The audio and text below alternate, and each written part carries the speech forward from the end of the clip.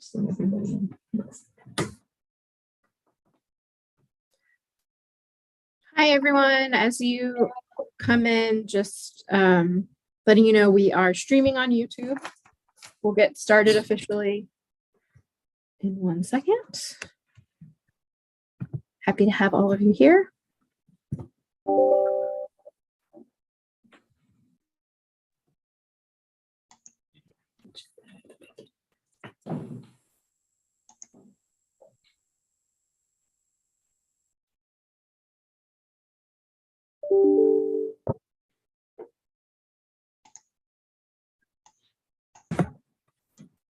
As people come in, just another reminder, this is being streamed on YouTube, will be posted on YouTube.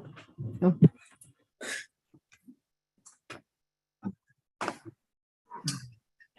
Let me get the board members pinned on my screen.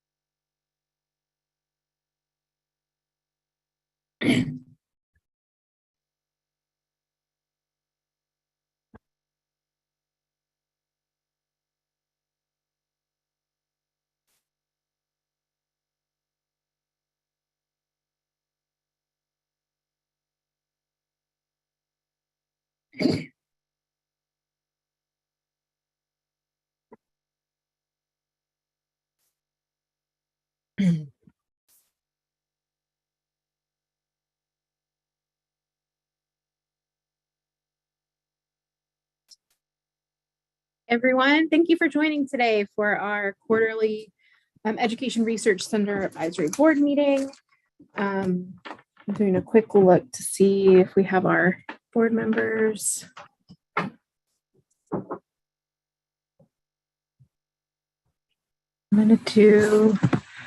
We'll call to order, and I will do a quick attendance of our board members. Rodney Andrews. Here. Rodney. Celeste Alexander. Here. Kathy Horn. Here. Teresa Uravazo. Here. Hi, Teresa. Hello. Linda Rosca. Here. Adam Leonard. Not here yet. We'll keep an eye out. Sarah Arispe said she would not be joining, but I'll just check. Are you here, Sarah? Okay. I'll try to note when Adam joins us. So we do not have any public testimony scheduled for today. So we'll move on to item 3. We have a lot to get through today, so we'll get moving.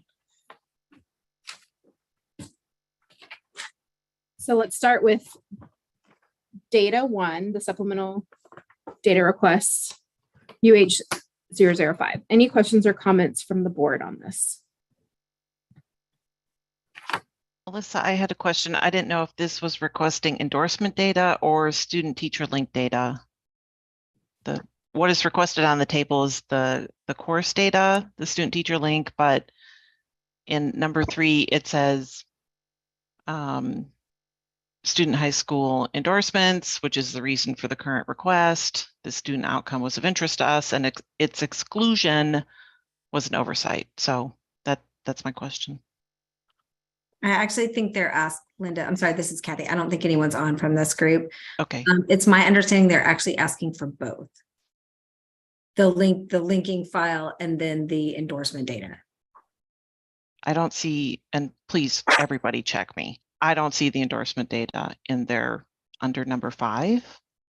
Yeah, that's that. If it's not there, that's just, it's an oversight, but I can,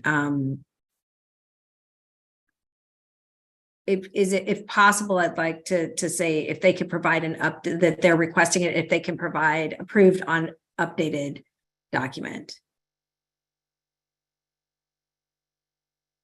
Yeah, I can make the motion to approve with the amendment to add.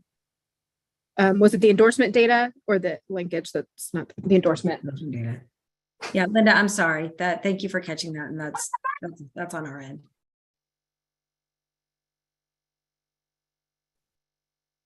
Great, thank you. Any other questions about this one? All right, then do I have a motion to approve with the amendment of the addition of the request for teacher or for high school endorsement? I move to approve. This is Teresa. Great, do I have a second? This is Rodney Andrews, I second. Great, thank you. All in favor? Aye. Aye. Aye. Any opposed? Motion passes. And Adam, I see you're here. I'm going to make the official. I'm here and Welcome. here for that entire discussion for what it's Great. worth, so I didn't miss anything. I mean, I was late, but I didn't miss That's anything okay. in terms of the official actions. Great. Glad to have you here. DOL never ends on time. That's okay. All right, moving on to data 2 UH040. Any questions or comments about this from the board? Do I have a motion to approve data 2? A motion to approve, Celeste. Do I have a second? This is Rodney Andrews, I second. All in favor? Aye. Aye. Aye. Any opposed? All right, motion passes. All right, data 3 UTD 160. Questions or comments from the board?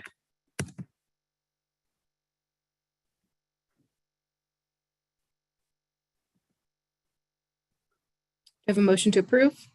Do This is Kathy. I move to approve. I have a second? This is Teresa. I second. All in favor? Aye. Aye. Any opposed? Motion passes. Data 4, UTD 161. Mute somebody, sorry. There you go. Questions or comments from the board on this one?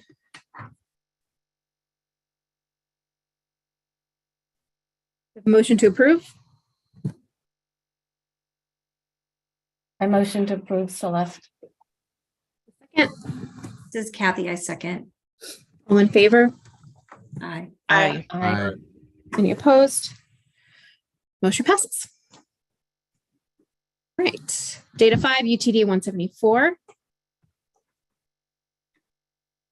Questions or comments from the board?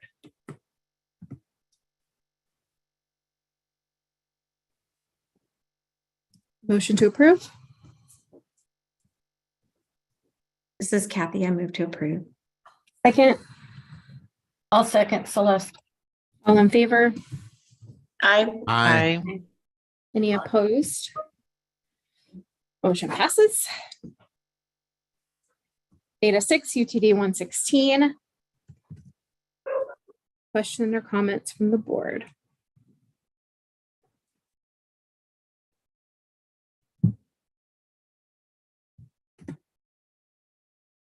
Have a motion to approve?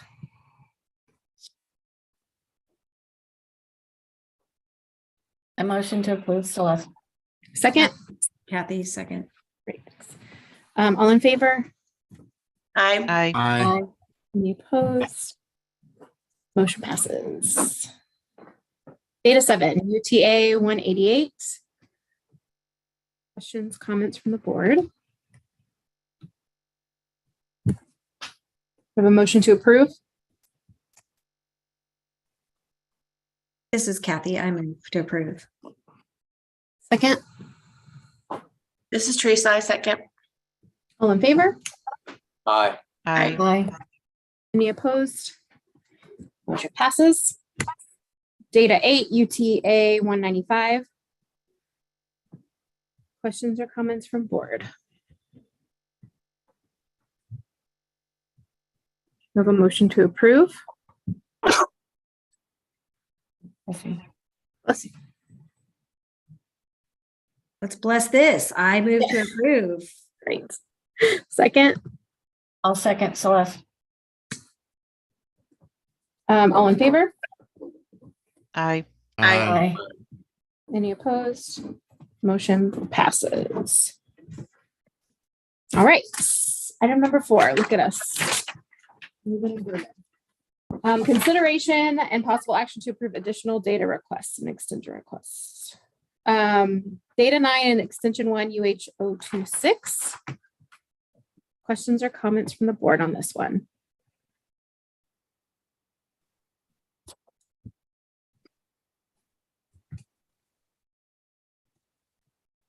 Have a motion to approve. This is Teresa. I move to approve.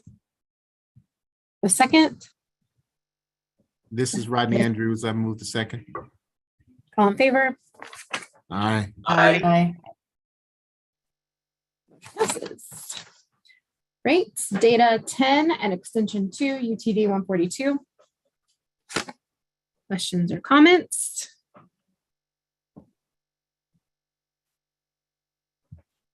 Motion to approve. This is Kathy. I move to approve. Second, I'll second Celeste. all in favor? Aye.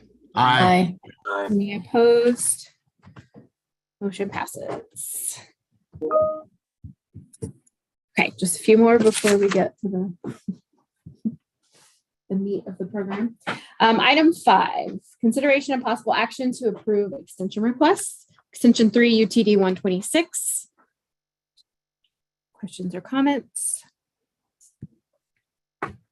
If not, do I have a motion to approve? I move to approve Celeste. I second Teresa. All in favor? Aye. Aye. Any opposed? Motion passes.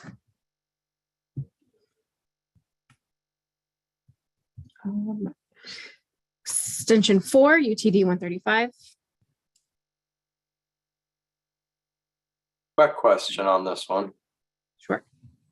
So it's a request for a 2-year extension that a working paper was presented basically, just under 12 months ago.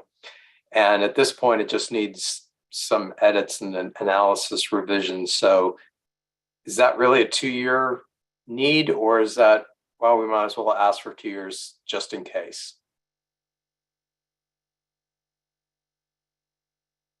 I think given the length of the publication process, in this discipline, you probably want that additional time to not only submit but possibly respond to any additional requests for revisions from any editors or referees from journals.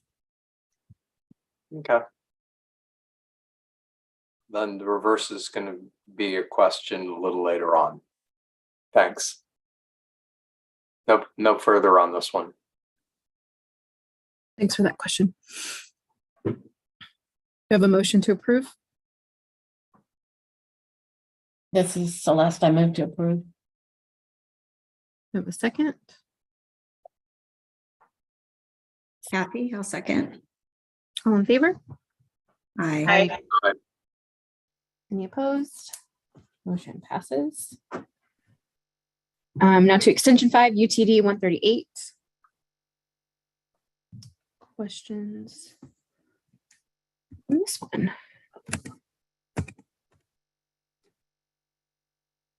I have a motion to approve.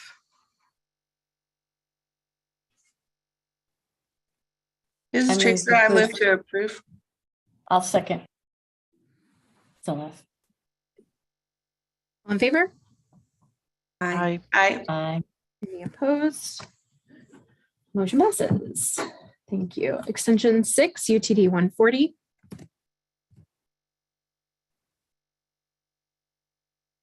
Questions? Motion to approve? This is Kathy. I'll move to approve. This Second? is Celeste. I'll second. All in favor? Aye. Aye. Aye. Any opposed? Motion passes. Extension 7, UTD 145.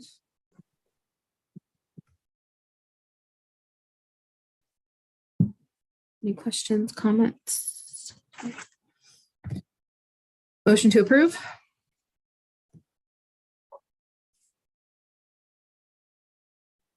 Move to approve Celeste. Kathy, I'll second. All in favor? Aye. Aye. Aye. Any opposed? Motion passes. Finally, extension 8, UTA 112. So this one, they're asking for 6 months, but they're bringing in new researchers and assistants into the process, which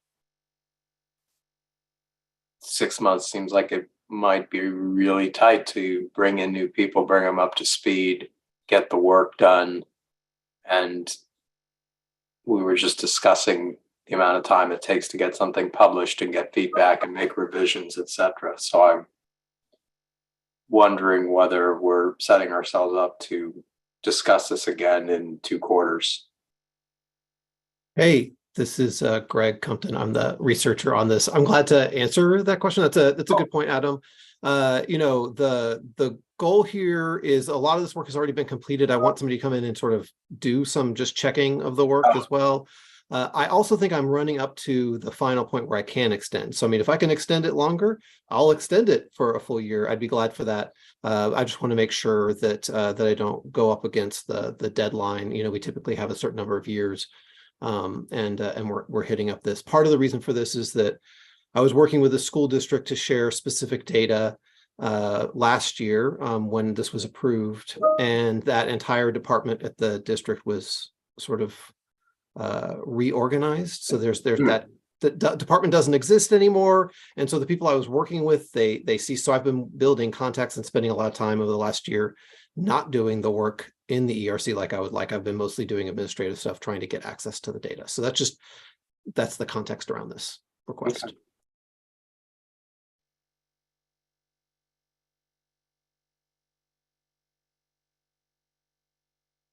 Any other?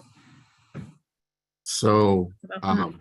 are we proposing to stay with the deadline, or are we going to I don't know, heed Mr. Leonard's recommendation and modify the extension? And the researchers' desire to have a little Right. more time, even Right. assuming that That's it what they doesn't want. run afoul of Right. standards. I mean, it's just I don't know how long this project's been running and what the maximum duration is. I just know that I remember approving more than one long extension on projects at this point. Since I've been here for 9 years involved in this. I will gladly take whatever extension you're willing to offer. I want to be clear. Yeah, I think the 6 months puts it right at 5 years. So if we are comfortable with making a motion that amends it to add or make it a year that makes it go past 5, I mean, I think we as the board can do that. I'm comfortable with that. Okay. Any other thoughts from the board before I make a motion on that?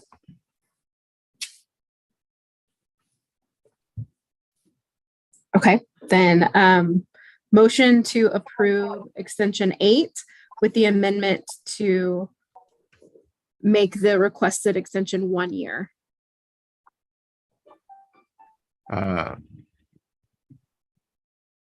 This is Rodney Andrews, and I move to approve with the modification that we extend the extension to 1 year.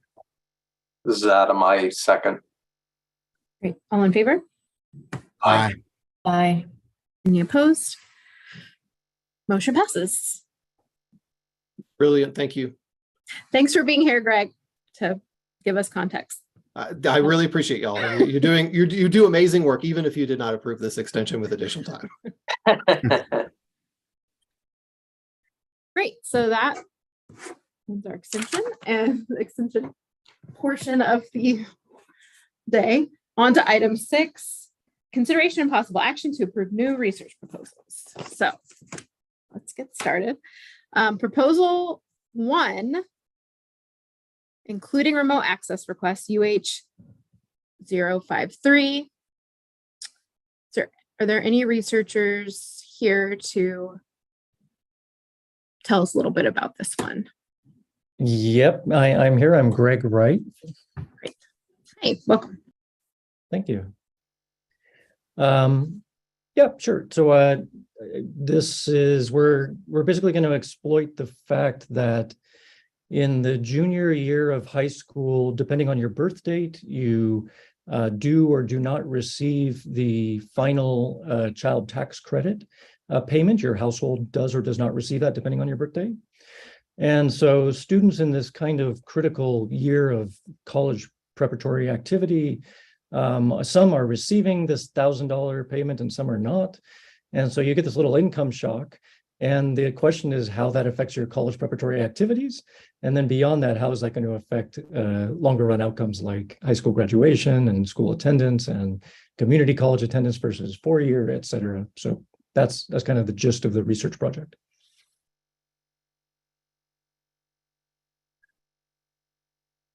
Great, thank you. Now let's open for questions and comments from the board.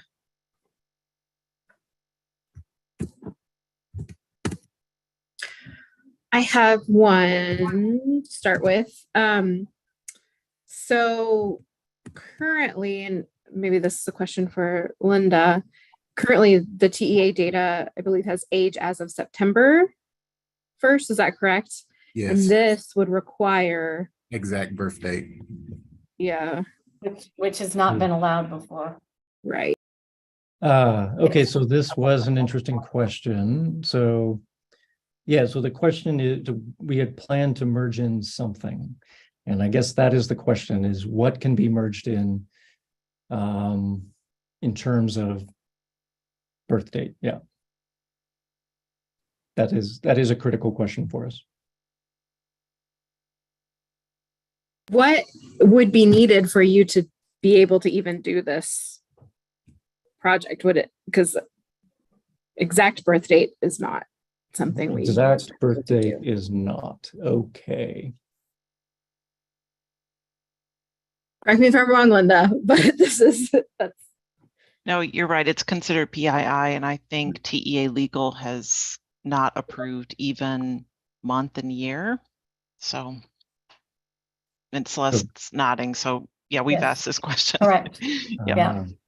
So month and year are not allowed either. Interesting. So year might have done it even. Year might have gotten us into some identifying variation. But if we can't get year either. well, we can get age as of September 1st of a given year. That's what is currently in the Age Okay. as of, ooh.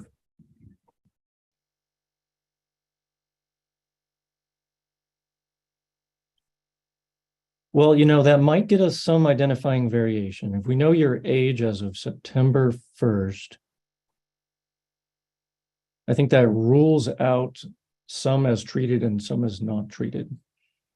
I'm gonna have to think more clearly about that.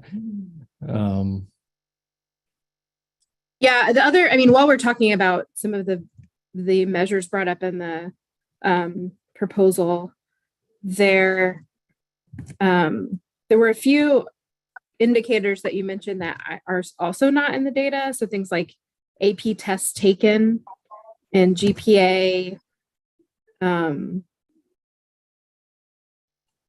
Yeah, I think So- we're okay. We're okay. I think there's enough outcomes that the outcome side of things probably would be fine. Yeah, so I agree. So we don't necessarily need AP test taken and things like that, but we do need the treatment variable. And now I'd assume that maybe we could, if not do birth date, that we could do something more loose. But it sounds like we're going to have to think about whether or not we can identify things on September 1st age, which is very interesting. I mean, What- another thing we could do is pull this for this meeting and maybe talk about whether this, Yeah. is this Yes. even the right place to do it, or just have some conversations before. No, that makes sense. So I Approving think we it? need Okay. to- Yeah, so in the next meeting, I guess, is what that's in 3 months, is that right? Or, There's another meeting and we're having another meeting in January, I think. January, okay.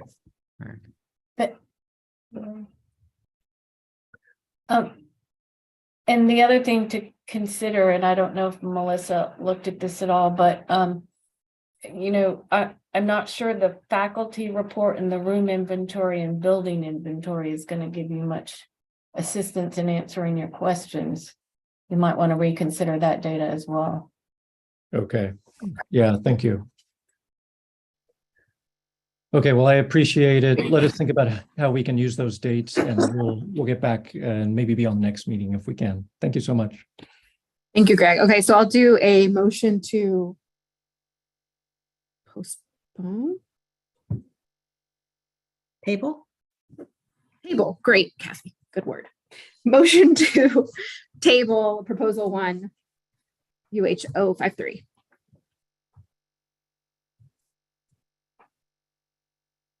I'll move to approve. This is Kathy. Great. Have a second? I second. This is Teresa. Great, thank you. All in favor? Aye. Bye. Aye. Any opposed? Motion passes. Great, thanks. So proposal 1. Great. Moving on to proposal 2, including remote access request UH054. Anyone here to tell us about this one? Yes, good afternoon. I'm Lizzie Casciola. I'm an associate director at the Kinder Institute's Houston Education Research Consortium at Rice, also called HERC. And we are a research practice partnership with 10 school districts in the Houston area, serving almost 700,000 students in order to use research to inform their practice and policy. And through our collaborative research process, our partners have identified questions around pre-K as critical to their current needs and decision-making. With the passage of House Bill 3 in 2019, pre-K was significantly expanded across the state by requiring districts to offer full-day pre-K to all eligible 4-year-olds. And as we know, this also coincided with the COVID-19 pandemic, which significantly affected schools in many ways, including the enrollment and attendance of young children. And so with this study, we are proposing to examine how the passage of HB3 and the COVID-19 pandemic have affected pre-K enrollment and attendance patterns in public school districts in Texas and the Houston area. We will also look at the recent and current state of pre-K in Texas, with particular attention to characteristics of classrooms, programs, and the teachers in these classrooms that are considered indicators of quality. And finally, we're going to look at the early elementary outcomes of students who enrolled in these pre-K programs. Data available at the ERC, such as from TEA, as well as the Early Childhood Data System and things such as SBEC, will allow us to thoroughly examine these questions by linking students to teachers and programs, as well as following individual students over time. And we're hoping the study will go beyond examining whether or not pre-K is beneficial for students by also examining how pre-K is working and what it looks like in the state of Texas. And these results will inform stakeholders across Texas and will directly inform decisions conducted by our school district partners.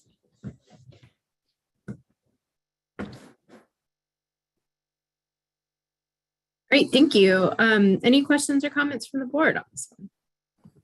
I have a question. This is Teresa, and I apologize if it was in there and I just totally am blanking out right now.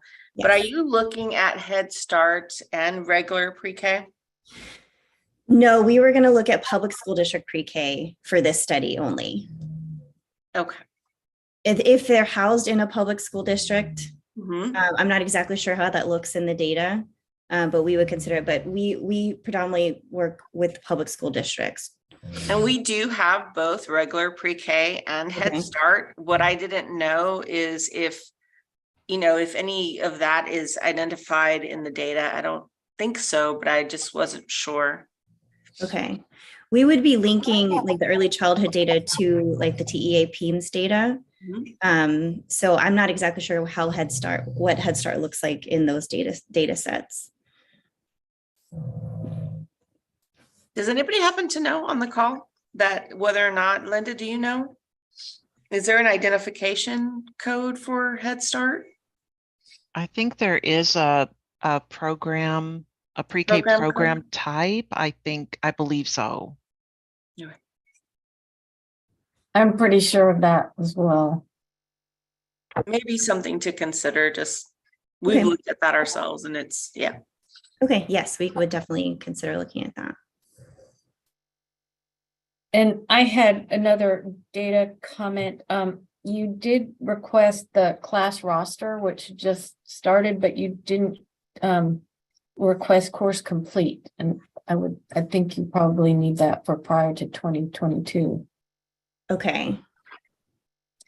And then the only other thing is if you're going to look at COVID at all, there were 2 other files that list the synchronous and asynchronous Okay. crisis code for COVID that you probably want to request as well.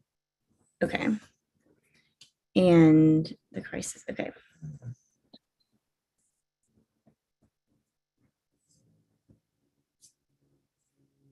Okay, I can add those to the file or the table. I didn't put course complete. I thought there was a reason I didn't put course complete, but I can't remember what it was, but I can add it here. You'll need that if you're linking the students to the teachers Mm-hmm. prior to 2022. Prior to 2022. Okay.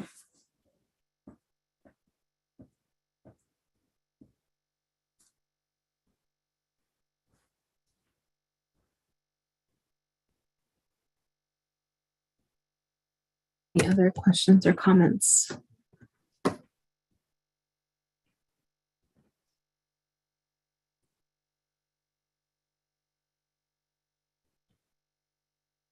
I did just a quick note in the table where you lay out all the data requested and what it's for. I appreciate tables like that, so thank you for including it.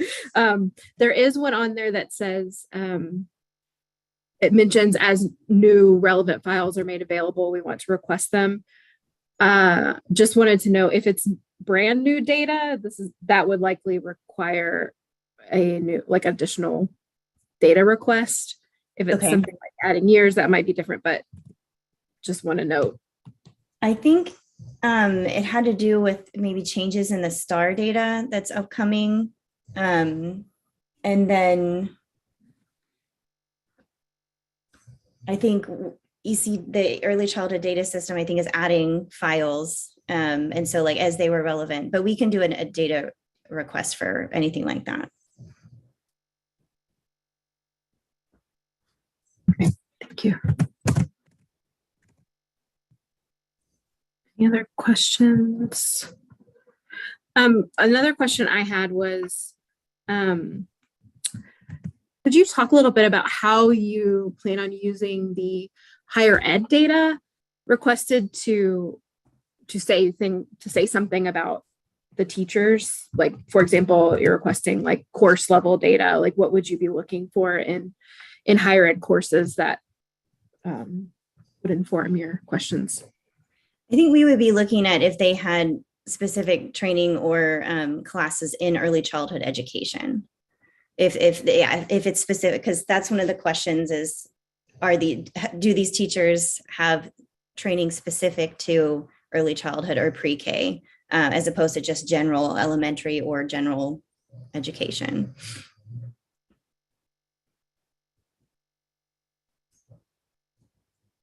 I will note the For some older pre-K teachers, I mean, you're only asking for 2012 on, I mean, there might be some missing information. The course level information is only available 11 on, but graduation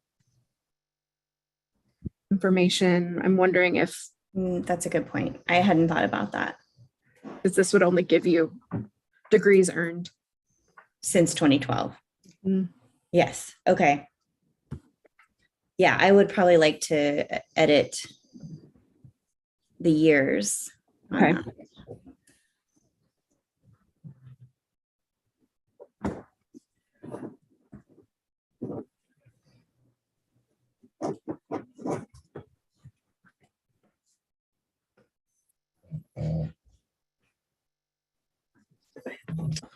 Any suggestions from the board on what year for her to request? I mean, I would say maybe earliest available. That's what I was thinking. I don't know how far, I was gonna look at how far back it goes. Considering you might have teachers of all ages. Yes. very Just good note it point. won't include people who got degrees from not in Texas. Right.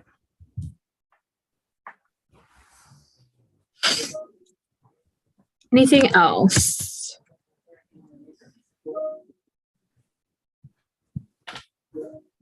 Okay, before I make the motion, let me confirm I got all of the pieces we discussed for amendments. First is the addition of the crisis code in the TA data. Mhm, Second is the addition of course It's- complete.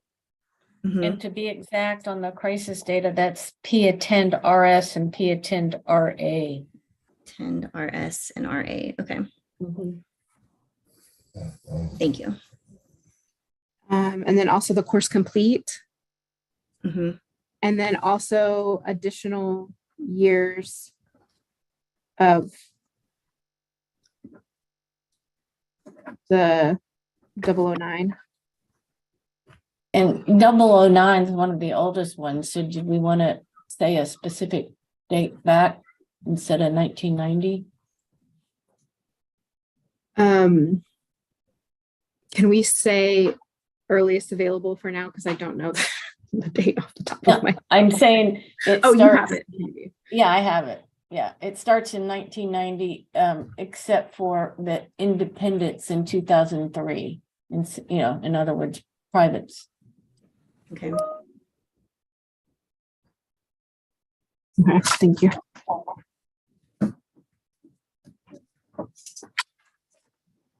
Is it okay to put 1990?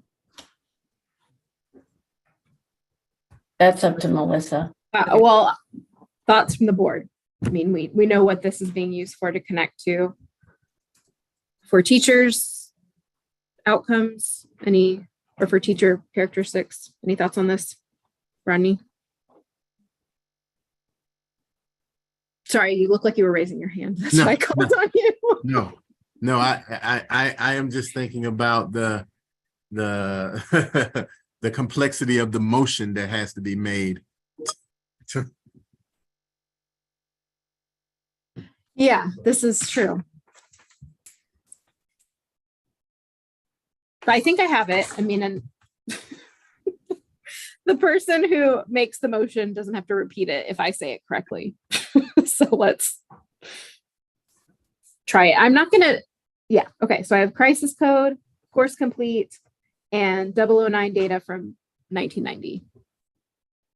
Is that correct? That's my understanding. Here I go.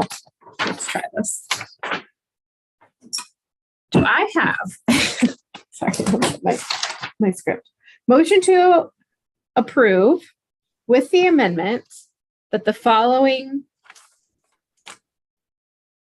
changes be made. The addition of crisis code data, the addition of course complete data, both from TEA, and the addition of 009 data dating back to 1990 from THCD.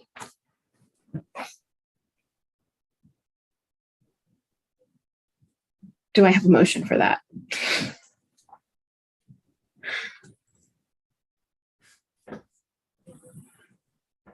This is Rodney Andrews. I motion to approve. Have a second? This Teresa, I second. All in favor? I, Aye. Any opposed? Motion passes. Thank you Thank you. for being here. Thank you all. All right, moving to proposal 3, including remote access request UH055. Anyone here to chat with us about this research? Hi, good afternoon, everyone. I'm Jizong. I'm gonna summarize this project. In this project, we answer this question. Does English language proficiency assessment work? Why many states require English learner to pass an assessment to be reclassified as proficient in English? There is limited evidence of passing this assessment on students' long-term outcomes. Prior work limited study on the short-term effects.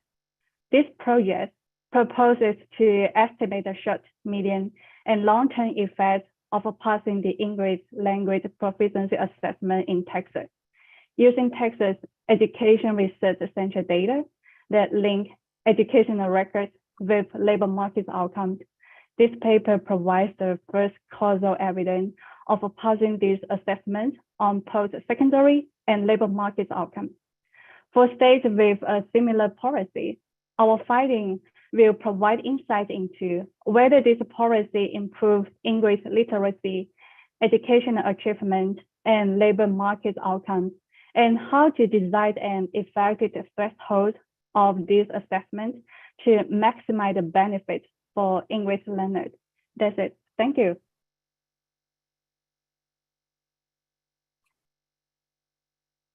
Thank you. Do I have questions and comments from the board from the researcher?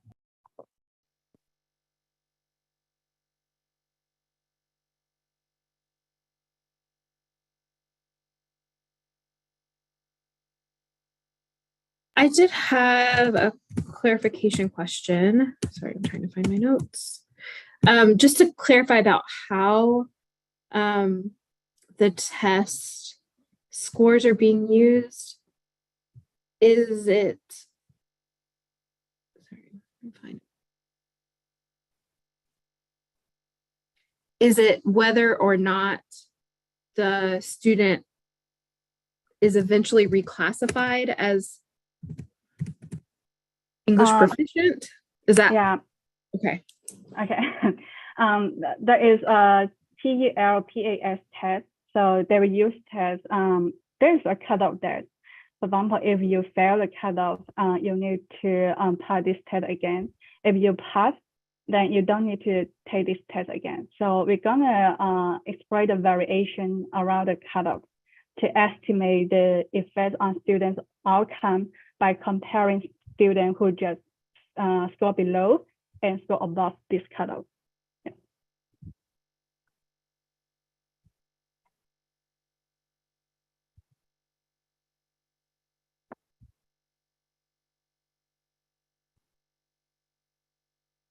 Any other questions or comments from the board? Yeah, I have an additional data issue. Are you trying to link students to teachers? Is that one of your goals? We try to control the characteristics of teacher. So want to see whether adding teachers' characteristics will change the outcome or not. Just a robust check. So you want to know which students are in which course with which teacher? Yeah. Okay. If we could, that will be good. So again, because of changes in data, you'll need the course roster files if you're planning to go on to 2026. You have the course complete, which is correct. But following 2022, you'll need the course roster. Okay. Thank you.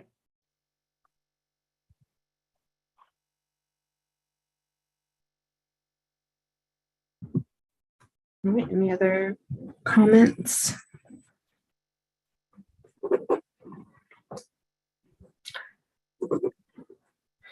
Okay, do I have a motion to approve with the amendment to add course roster data to the proposal?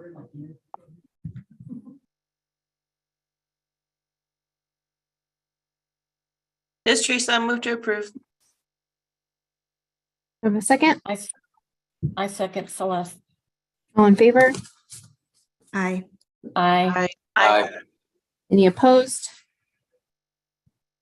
Motion passes. Thank you. Thank you so much. All right, moving on to proposal 4, including remote access requests UH056. Anyone here to talk to us about this one? Yes, hi everybody. My name is Coral Flanagan. I'm a PhD student at Vanderbilt University. So with my co-authors, we're proposing a study that looks at the impact of being reclassified as fully English proficient in 8th grade on secondary, post-secondary, and labor market outcomes for English learners. So identifying the appropriate guidelines for reclassification is an important challenge for Texas and for every state across the US. Criteria should be set high enough to identify students who need language support, but low enough that proficient students are not retained as Ls longer than they need to be. Ensuring criteria are highly effective can be difficult, however, because research about reclassification at the secondary level is relatively limited. So our proposed study would use, gain more insights into this process using a fuzzy regression discontinuity design. The student level data would be crucial to enabling this rigorous quasi-experimental comparison. And the detailed information from ERC data sets, including the number of L-classified students from a variety of backgrounds in Texas, would also help us investigate some important questions that haven't really been addressed in existing literature, such as whether the impact of reclassification differs by student language background. Nearly every district and school in Texas currently engages in this reclassification process annually, so our findings will hopefully provide more detailed information about the efficacy of current guidelines and help inform future state level policies as well as school level practices.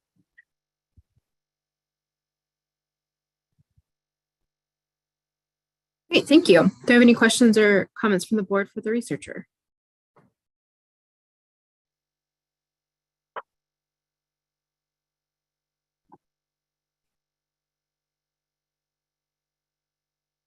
The only thing I just wanted to note, if I'm getting this right, from my notes, was there not a conversation in there about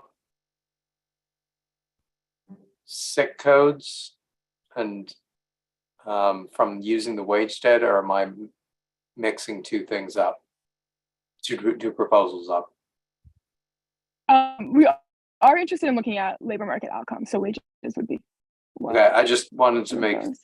the reason I was asking is I thought it said sick codes, and we don't actually get those. We have NAICS codes, which Okay. there are some crosswalks out there, but there are differences between the two. And so either you'd have to crosswalk it or you could use, the NAICS standard instead. But just something to keep in mind that when you get that field, it's not going to be sick. Okay, thank you. Yeah, I think we would probably just use the NAICS code, so I can update that. Thank you.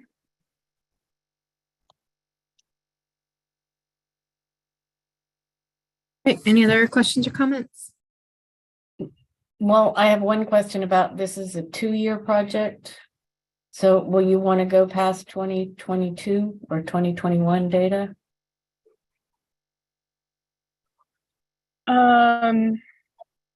I guess, are we able to request? Yeah, are we able to request sort of the new data that will be released now? Because I guess if so, No, yes. Oh, the way a lot of people do that is like they The say current. to current or to present. Right. Current. Okay. Yeah, So that allows for I think we would updates, want to do but that. not new data elements. Okay. Yeah, I think we would do that, so we could update that part as well. So there would have to be a modification to the proposal then, Melissa? Yes, but I think we could just do that in an amendment to Okay, make right. the end date to current. But that's like okay.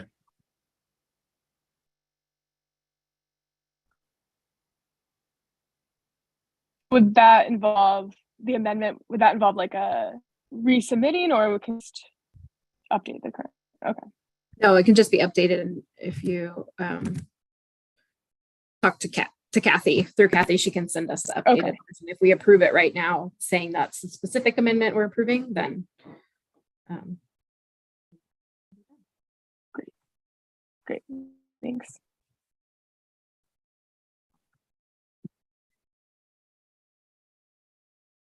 great. Any other questions or comments? All right, then do I have a motion to approve with the amendment to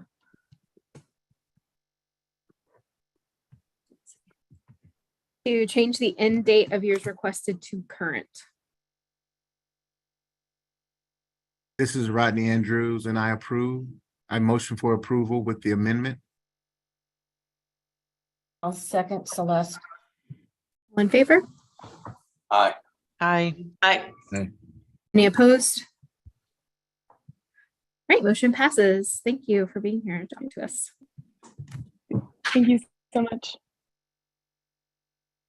Great, thanks. All right, proposal 5, including remote access requests, UTD 175. Do I have any researchers here to chat about this one? Hi, I'm here. Thank you so much for this opportunity. So this project sort of starts from the observation that has been made many times in the literature that children in low-income families often have worse educational outcomes, and we're interested here in whether providing sort of a large, sustained, monthly, unconditional cash transfer to these families affects the educational outcomes of their children, and also as sort of a mediator, does it affect the parents' labor supply or participation in the labor force. So we are looking at a monthly cash transfer program that's implemented by City Square, which is a Dallas area nonprofit that's provided 500 families $1,000 a month starting November 2020, and will continue to do so through October 2023. And we'd like to link, and then there's also 1,000 families in Texas that are in the control group getting $50 a month. So we'd like to link the participants in this study and their children to their educational outcomes and employment outcomes.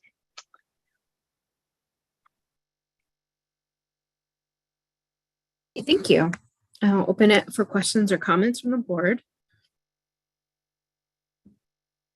I have one quickly on the 3rd page on the output of research statement. It mentions that Open Research Lab will make de-identified replication data available for other researchers. Could you explain what that means? Sure thing. So of course, these data will not be included in that, but we are also collecting survey data, which I think is a nice complement to the educational records, and the survey data that we collect, we will try to make replication packages available.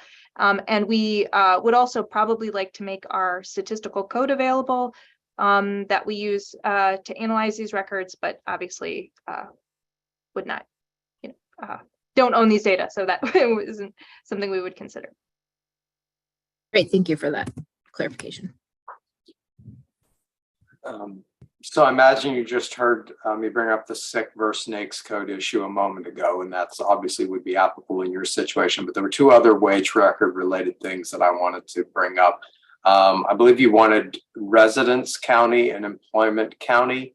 Neither of those things are available in the wage records. So you're really not able to get anything location based from it. It's basically, whether or not a person was working in a quarter as evidenced by the, that a record, 1 or more records existed, how much money they earned during that quarter without any context as to whether it was for working a month or working for the 3 months. So if the amount is $3,000, you don't know if that's $1,000 a month or they only worked 1 month and they made $3,000. Something we may have corrected in the future, but we're a ways out on that. I think for our purposes, that's fine. We survey the participants, and so we try to keep updated address information for them. So we will know their county, hopefully, if they respond to our surveys. But definitely noted that we'll just see total earnings and not anything broken down, like as you suggest. Okay, cool. I mean, So just as as long as you mentioned- realize what you're going to get, then you can work. So All right, so as you just mentioned, you're going to have their addresses, and it says names and dates of birth of all adults and children living in the household. And are you planning to have that linked to the ERC data? We would like to, and I believe in our conversations, we were told that name and date of birth was used for the linkage, but if address can be used as well, we're happy to provide that if that would improve the match rate or the quality of the match. So you're only saying you need that for the linkage, but you wouldn't need the data That's right. itself. That's right. So actually that brings up a question. Are you saying that you're not going to be providing SSNs for this linkage also? We didn't collect the SSNs of the children. We have the SSNs of the parents, Okay. which we can provide. You're not going to get wage data back without that, I don't think. So, I mean, maybe the ERC has a way to do that, but I can just tell you, matching directly against wage records, we have first initial and last name. And if a person has a particularly long last name, we don't get all the characters.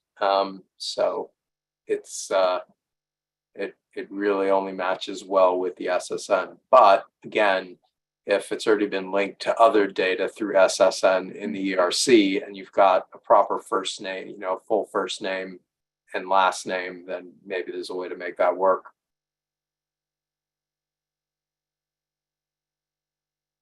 Yeah, sounds good for the wage records. I think, again, the adult participants, we Yeah, have that's their social exactly. security, so we can provide that. That's no problem.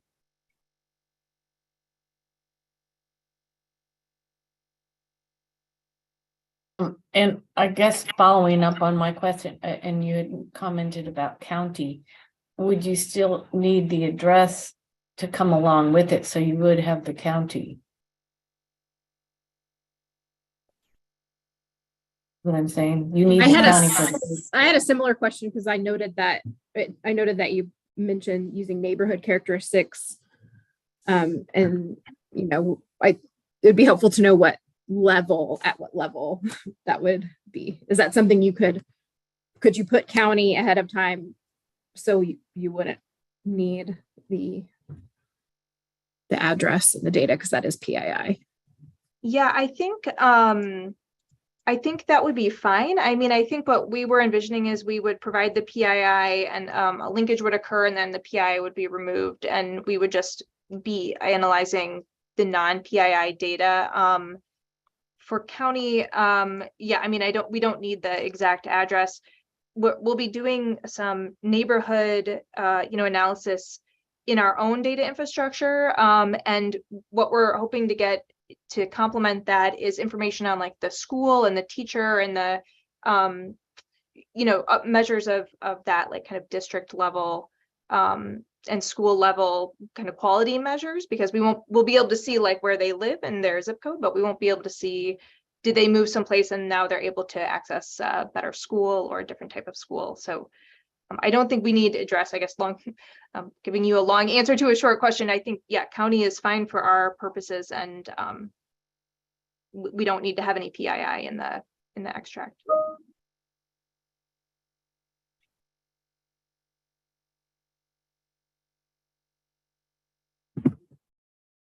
Yeah, thank you for providing all this context with.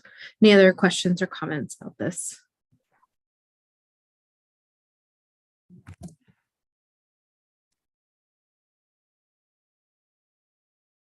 Help me, were there any amendments that we talked about before I make a motion?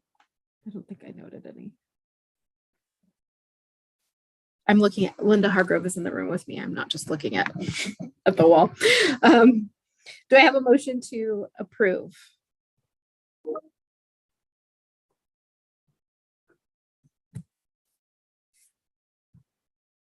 This is Kathy. I move to approve.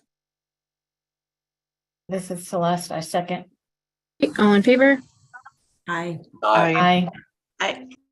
Any opposed? Motion passes. Thank you so much. Thank you. All right, proposal 6, including remote access UTD 176. someone here to talk with us about this. Hello, hi. I am Elizabeth or Beth Glennie from RTI International, and my colleague Sandra Stoklas is here as well. And we have funds from the Communities Foundation of Texas to help assess their portfolio of grants that are geared toward helping people gain credentials. So in the past year, CFT has made 10 strategic awards to different grantees that help people advance in their education. And these grantees are all in the North Texas region. Well, the grantees track the program participation, who joins, do they complete, what kind of credentials they gain, but they don't have the resources to really look at the outcomes of the program. Like later, what kind of jobs do they get? Later, do they complete their degree? And so that's what we aim to do for them. They also don't really have the resources to analyze rigorously the program participation data that they themselves are getting. So there are 4 different types of grantees that are in this initiative.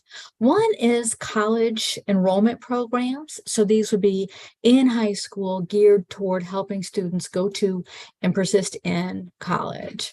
One is college completion programs. And so these are geared toward people that may not, are kind of at risk of leaving without a degree, and giving them supports to help them attain a degree. Teacher preparation program. So this is teacher training designed to prepare teachers and help them teach in high needs schools. And finally, work-based learning programs, which are set up to help people get industry recognized credentials. So you can see we would have different research questions associated with each of those kinds of organizations. So we want to know whether high school students in college prep programs subsequently enroll and persist in college. We want to know if students who are at risk of leaving, of quitting college, subsequently complete a degree if they get support. We want to know whether participants in teacher training programs subsequently teach in high need schools. And finally, whether people who earn an industry credential subsequently get a job that pays a living wage. And so, so we're asking for different data files to answer those different kinds of questions. And this isn't just a summative assessment. We will be working closely with the grantees throughout the duration of this project. We will give them memos every 6 months, identifying their progress toward meeting their goals in helping people gain educational credentials. And through those conversations, we may have recommendations for improving their progress. We want to design annual case studies for grantees as well. And many of these grantees have partners. They are the Dallas office of a national organization, or they are located on a college campus. And so we would communicate the findings of this work with their partners as well.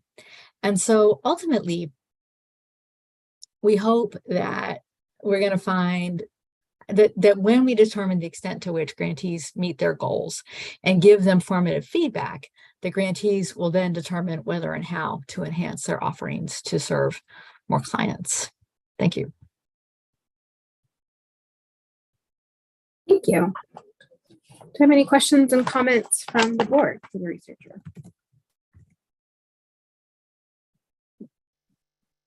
So you're proposing to use the MIT living wage data in your, or their model in your analysis, right? Yes. And we're familiar with it because we've looked it over for some work we're doing. One of the things that caused us to look elsewhere is the fact that throughout the work, they basically, footnoted, watermarked, saying that they are limiting the use and distribution of their product. So I was wondering if you've either considered that or already gotten with them to confirm that they were comfortable with it, because I mean, it's the weirdest thing I've ever seen. I haven't seen a university that, you know, creates something fairly innovative and useful and doesn't want it used to the maximum extent within the larger community to perhaps influence policy and change the world. But that's what we're seeing here.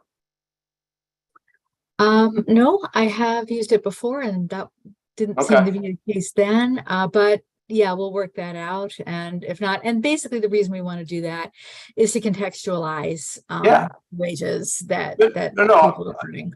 Your instincts are fine. It's your intent is fine. I just didn't know if you know, publishing it, you know, like we were using it for some stuff, but you know, we were thinking about making it the basis of a kind of a standard that would be used in Texas for certain things, and that would mean that it'd be published, that various decisions would be being made, etc. And kind of got a bit of a cold shoulder on the matter, and so we, you know, ended up going elsewhere. So thank you for letting me know. I'll sure, check into that.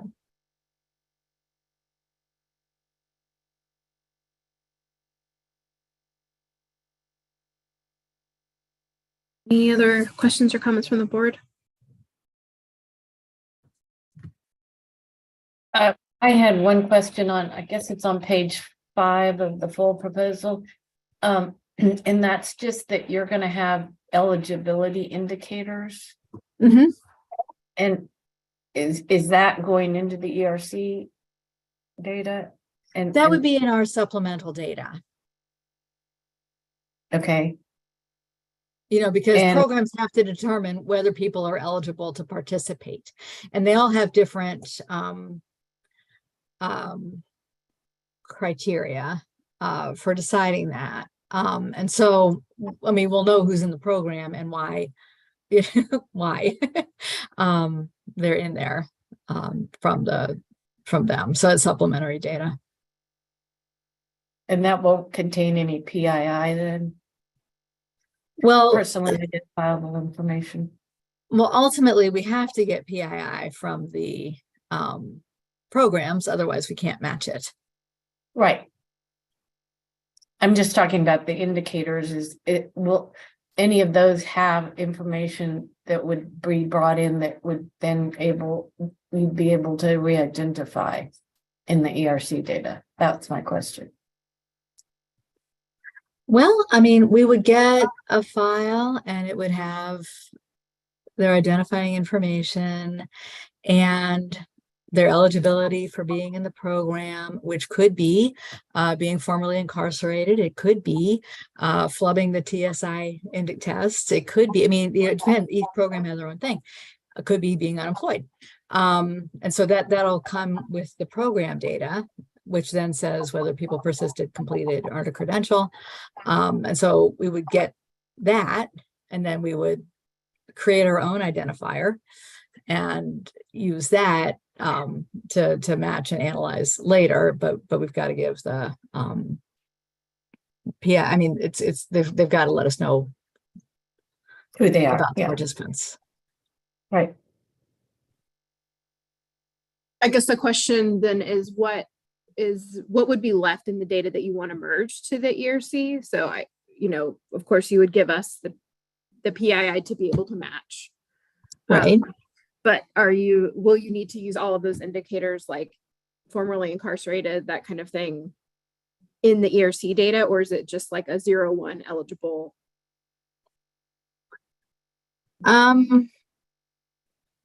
We're not asking for ERC to provide those data. No, I think what those data. We're trying to understand a little better what the indicators are that you're bringing in that will be, so because sometimes some indicators, even if it's not name or date of birth, are identifiable enough. So I think that's just all we're trying to understand is like, what does the data look like that you will be merging? Is that right, Celeste? Is that what you were getting at? Yes. No. It would be, I mean, we can we can send the data, however, you would like. If you would prefer just to have a reason, but I will know if it's this program, it's because they were incarcerated. And if it's this program, it's like, I'm going to know. Sure. Because I'll know the program they're in. So got into it. I guess the question will be, will you create an indicator for the program, right? Mhm. Or which you Yeah. do for I have to do that. Yeah. right. But there won't necessarily be information on sort of the underlying criteria that led to that classification, right? Like, so, you'll know, like, if there are a number of reasons that you're eligible, I think they're wondering if that information itself will be included. Thank you, Rodney. Yes, I think that's what we were getting at. Well,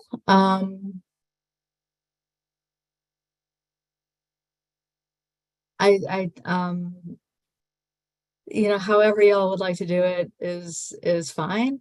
I mean, I need to have all of their information about their program participation and the outcomes of that in the supplemental data, because I have to analyze that. Right. I want their demographic information, race, sex, age, because I want to be able to break out results by that. Yes. And yeah, it would be nice to, across programs, say, well, like, these were the unemployed people, or these were the formerly incarcerated people, or whatever. But we don't have to do it that way if that's uncomfortable. Okay, that's helpful to know that that's not what it hinges on. I think once we see the data, when you get closer to actually merging it, and we can look at what's included, we can answer those questions. But it's helpful to just hear that if some of those can't be added because it gets too identifiable, the key information are that they were in the program and eligible for the program. And right. And a lot of the, as I said, I mean, a lot of the indicators are like straight up, indicators, and anybody in the program is going to have it. So you can't like pick out who a person was later, because they all were. They all were formerly. I mean, they all were. And so it's you can't. So there won't be. You can't reverse engineer it. I mean, these aren't small cell really problems, man. Yeah, I mean, these are kind of big cut indicators. Yeah, it sounds more like just the program, that they're in. Yeah. You just want to separate out which participant was in which program. Yes. And we have to do that because, again, we have to communicate results with each. So we have to know. No, that's great. That's just helpful. Thank you for good clarifying that. But I only had one other. Did you want to consider having the SPEC data for the teachers that you're the what? Question number 3, you have participants in teacher training programs. Did you want to know which teacher program they went to? Because that would be in the SPEC data. Yes. Yeah, that sounds good. I didn't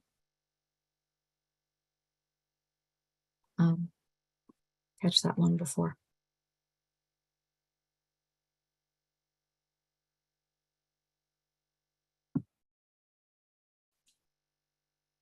Any other questions or comments?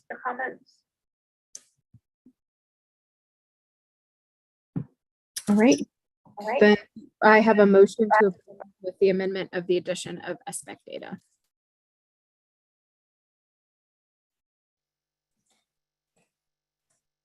This is Kathy. I move to approve. This is Celeste. I'll second. All in favor? Aye. Aye. Any opposed? All right, motion passes. Thank you, Beth, for being here. Thank you. All right, proposal 7, including remote access requests, UTD 177.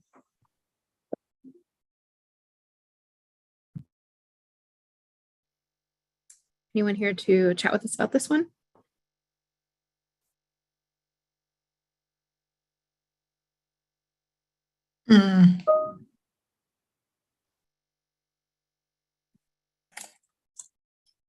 Excuse me, I do have a paper that talks about teacher skill, but I thought my title was a little more specific. Is this a shorter version?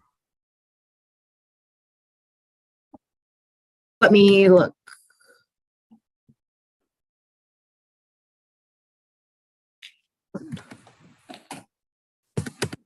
Open the.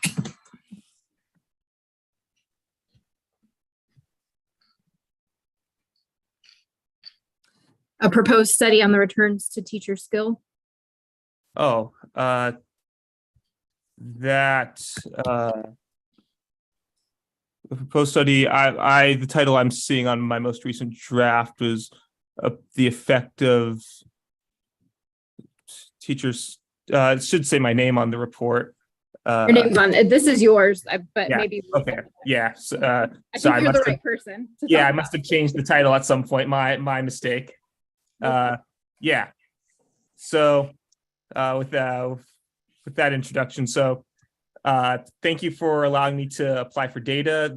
The purpose of the project I'm proposing is to investigate which skills within the high school math curriculum have the highest labor market returns. So I intend to use changes in assignment to teachers who vary in their emphasis on certain topics and their skill for teaching certain topics. So not just teacher skill in general, but their sort of skill in a particular domain, such as quadratics or probability. So because this is the effects of teachers on student outcomes, I see from the discussion of proposal 3 that I will probably also need to request the rosters and link and use those rosters to link students and teachers. Understanding which types of skills lead to labor market success is key to understanding how teachers and schools enrich the lives of their students. This paper has applications concerning what aspects of curriculum ought to get more attention than others. For example, if students assigned to teachers who raise their students' score on probability and statistics go on to earn more than those who are assigned to teachers who do well at quadratics and nonlinear functions, this would be a case for increased emphasis on statistics. So I use that as an example because many, including Steve Levitt in one of his New York Times op-eds, argues that that teaching statistics and probability is more useful than these advanced algebra pre-calc topics. The results I described as an example of what I could find would be suggestive evidence in favor of what Levitt and others have stated.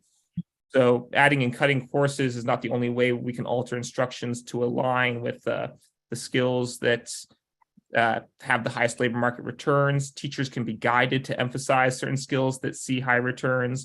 If my analysis shows higher returns to specific skills, teacher preparation and development can be redirected accordingly.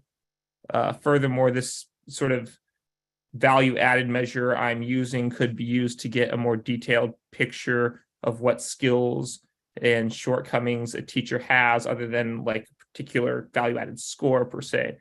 As it stands now, these scores give equal importance to every question on an exam. If these objectives differ in their returns to teacher quality, it may make more sense to make personnel decisions based on a measure that places more emphasis on higher return objectives. And thank you. Let me know if you have questions. Questions or comments from the board?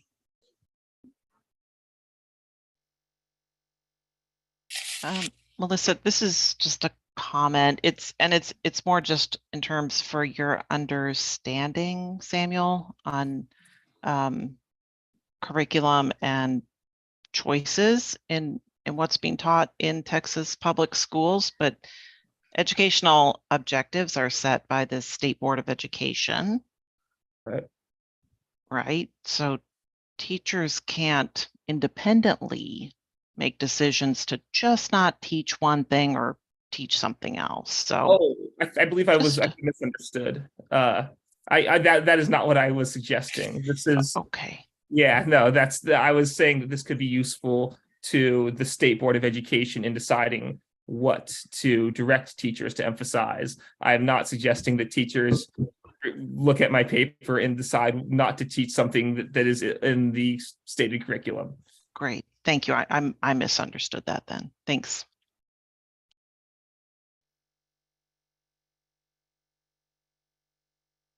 One note I wanted to make is that for the post-secondary data, you mentioned some reports for independent institutions or the privates in Texas, but there's only 2 reports we have data on, which is the 1 and the 9 enrollment and completion. So the other ones listed, like the 2, the B and the S, will only be available for publics. Okay, that's okay. And since we made this comment earlier, did we want to adjust it to, instead of 2022, to current on the end date of the data? Oh, you mean include the data from this school year that's in progress right now later? Yes, Yes. that would be appreciated. Thank you.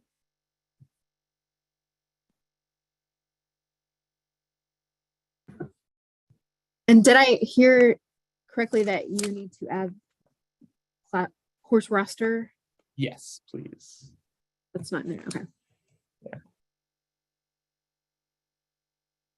Which would then allow me to link teachers, high school teachers, to their students, so I can see which teacher. Yeah. But by that time, you'll be into the STAR testing and not the text testing. So these are sort of longer term outcomes because I want to observe wages 10 years later. So so tax would have began in 2013. Because I only requested tax because I wanted to keep the objectives consistent across the study period, and that's why I just requested tax. I was just commenting that the course roster just started in 2022. Oh, I see. So then would I still be able to link teachers to students from the tax time period? You would if you use course complete. I see. So then I wouldn't need, I wouldn't even need the rosters to link for the tax links. In that case, I would just want to request course complete. Yeah, but there's a few other files that go with it for the linking of the teachers to the students that aren't listed either. Oh, my apologies. Yeah, I would like to request really anything that I would need to link teachers and students. What else would I need? Well, you need P class, P course complete, P class enroll, P teacher class assign, and P course section. Yeah, if I could request all of those, if those will allow me to link teachers and students for high school, that would be, yeah, I would like to request those as well then.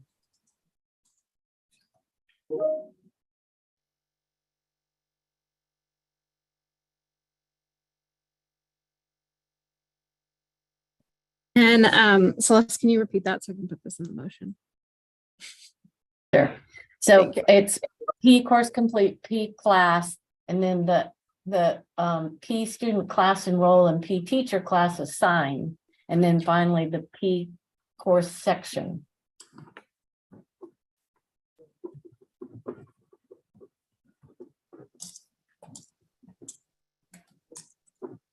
One, 2, 3, 4, 5. Is that right?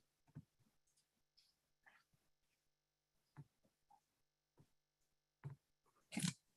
Any other questions or comments?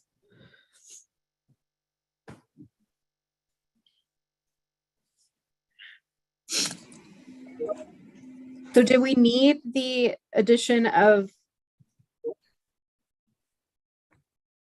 changing 2022 to current. I guess yes for the outcomes variables, but Yeah. not. Maybe not the high school, but for the college. Mhm. Yeah.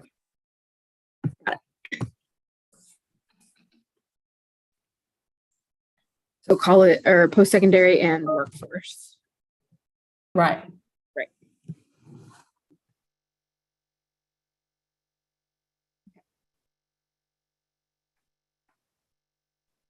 And if there are no more comments, then is there a motion to approve with the amendments of the addition of P course complete, P class, P student, class enroll, P teacher, class assign, and P course section, and the change of the end date for post-secondary and workforce data to current?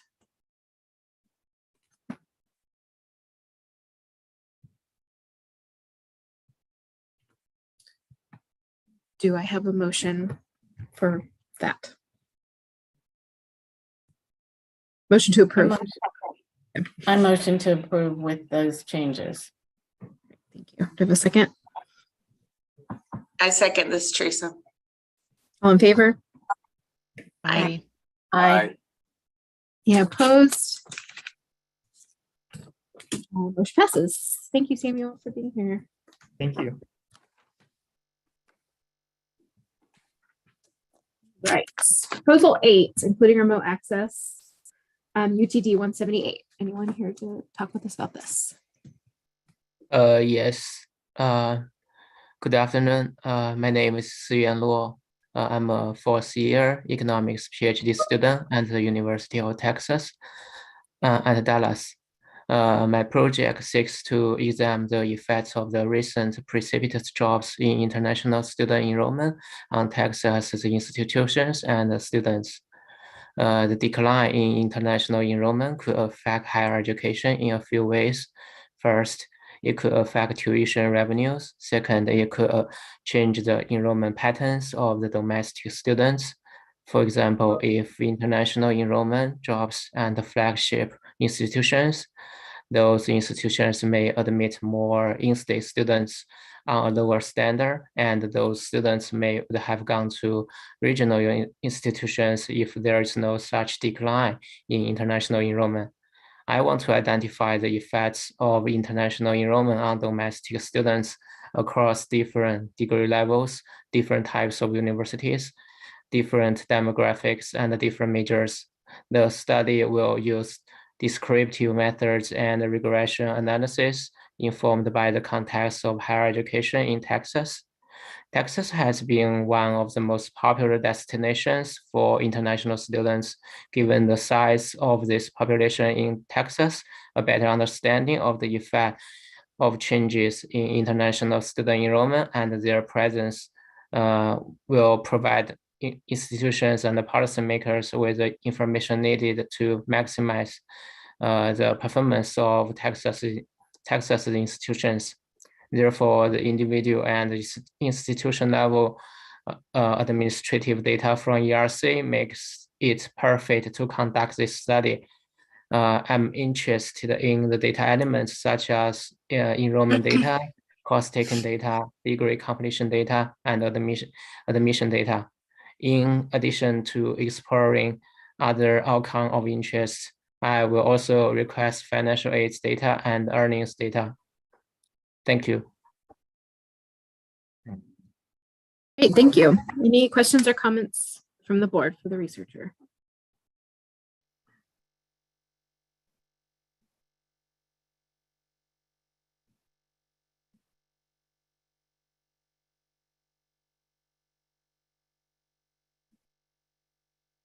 Right, hearing none, do I have a motion to approve this project? This, Teresa, I move to approve. Do I have a second?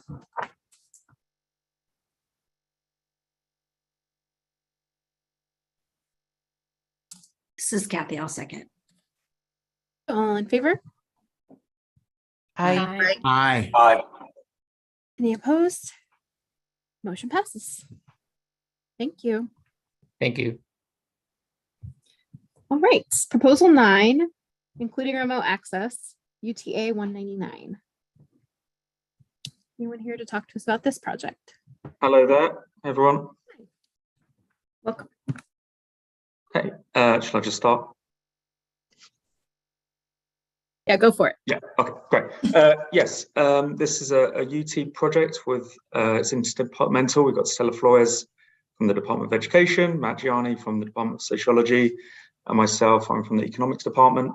And what we're going to be looking at is how the COVID pandemic impacted enrollment and applications and matriculation in the UT system from various different student groups. And why is this interesting?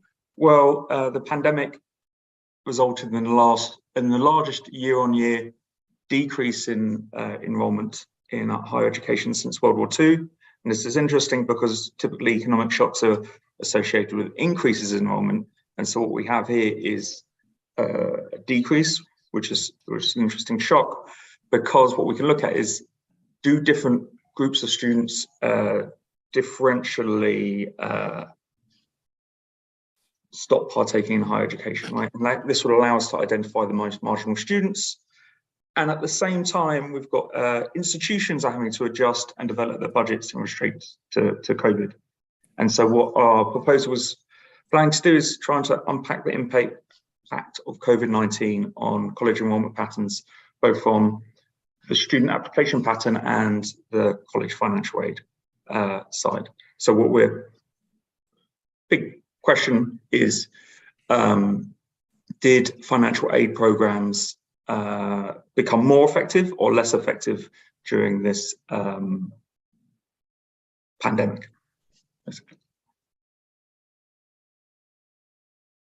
Great, thank you. Any questions or comments from the board for the researchers? Yes. In the proposal, you mentioned around some of the admissions policies in Texas, particularly the top 10% rule, using the regression discontinuity design, but I don't think we have exact rank. Yeah. So the ERC doesn't have like individual rank, and so no. With the standard ERC data, we could use CMB00B or something, which the field just says if they're in the top 10 or 11 to 25. And so we could use that as a rough diff and diff. But what we're planning to do, and this isn't, the project isn't dependent on this, but it would make this section more robust, is we're going to establish memorandums of understanding with various school districts around Texas and collect student rank data from the schools directly. Okay. But that's more of like an ideal situation. Like ideally would have this data rather than a we need it to estimate the effect of the top 10 versus 11 to 25. Right. That's interesting. I mean, the schools are just really, sort of required to give information on the students that sort of qualify for a given threshold. So, that might be something to be aware of. That's my only question. Yeah. It's more of a, it's an aspiration. Like we're planning on doing it. We've talked to people. Some districts seem keen. We're not sure how widely this is going to go and how many districts we're going to get. But the plan is to, you've got to have a dream to convince them to get the data, because people want to be able to do this RD, and no one's been able to do it since. Yeah, I think I know Isaac McFarland has a paper where he was able to obtain class rank from a district that's published in like IZA Labor. Yeah. So there's something to the dream. Yeah. It's and so what we'll be doing is we'll be ideally doing a diff and diff RD, which is like we'll have the regular, are you in the top 10% or not, and how does that impact applications and enrollment, and then we'll do how does this jump change with the onset of the pandemic. So it'd be like building on Isaac's work. Okay, thank you.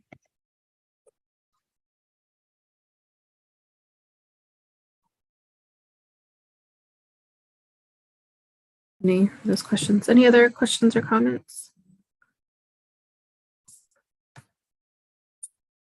Do I have a motion to approve? This is Rodney Andrews. I motion to approve. Have a second? This is Teresa, a second. All in favor? Aye. Aye. Any opposed? Okay, motion passes. Thank you very much, everyone. Have a nice holiday. Thank you. You too. All right, proposal 10, including remote access request UTA 200. Anyone here to talk with us about this project? Yeah. Good afternoon. My name is Jason Lee. I'm a member of the project team from the American Institutes for Research. In short, we're working on a 5-year mixed method study funded by the Institute of Education Sciences, examining the impacts of the financial aid application high school graduation requirement that came about as a part of House Bill 3. We're interested in 2 primary components. The first is implementation. So how is the policy being implemented by schools, districts, ESCs? We've already started this work, having interviewed representatives from almost all 20 of the ESCs and have begun site visits with high schools across the state, with some more coming in the spring. And the second bucket are what impacts, if any, has this policy had on students and their short and long-term outcomes. The request before you is the quantitative components of our research study, in which we're proposing to use administrative data from the ERC to evaluate the associations between the HB3 financial aid graduation requirements and students' high school and post-secondary outcomes, including high school graduation, college enrollment, and some early college outcomes related to first and second year persistence. Happy to answer any questions. Okay, thank you. Questions or comments from the board? Melissa, I have some statements for AIR. So, this is a new data collection. We don't know the quality. TEA is concerned about that. TEA has not seen the data yet. So if the advisory board approves providing it for this project, we're unsure, the program area at TEA is unsure whether we're going to provide this or allow it for other projects until TEA can look at it. The program area is interested in what you're going to be producing and seeing the output, and they would like to work with you in terms of understanding the data. Not sure what that looks like for you, but okay. I'm letting you know. So I think that was, that sounds great to us. Sorry, Lynn, go ahead. I was just going to say, we are working with Alexis and Josie at TEA they're sort of partnering along with us. So we are kind of deferring to them in terms of how much, what they need to see and what some of those outputs would look like. So they're aware of this project and this proposal, and you. Yep. Yes. Yep. Okay. Great.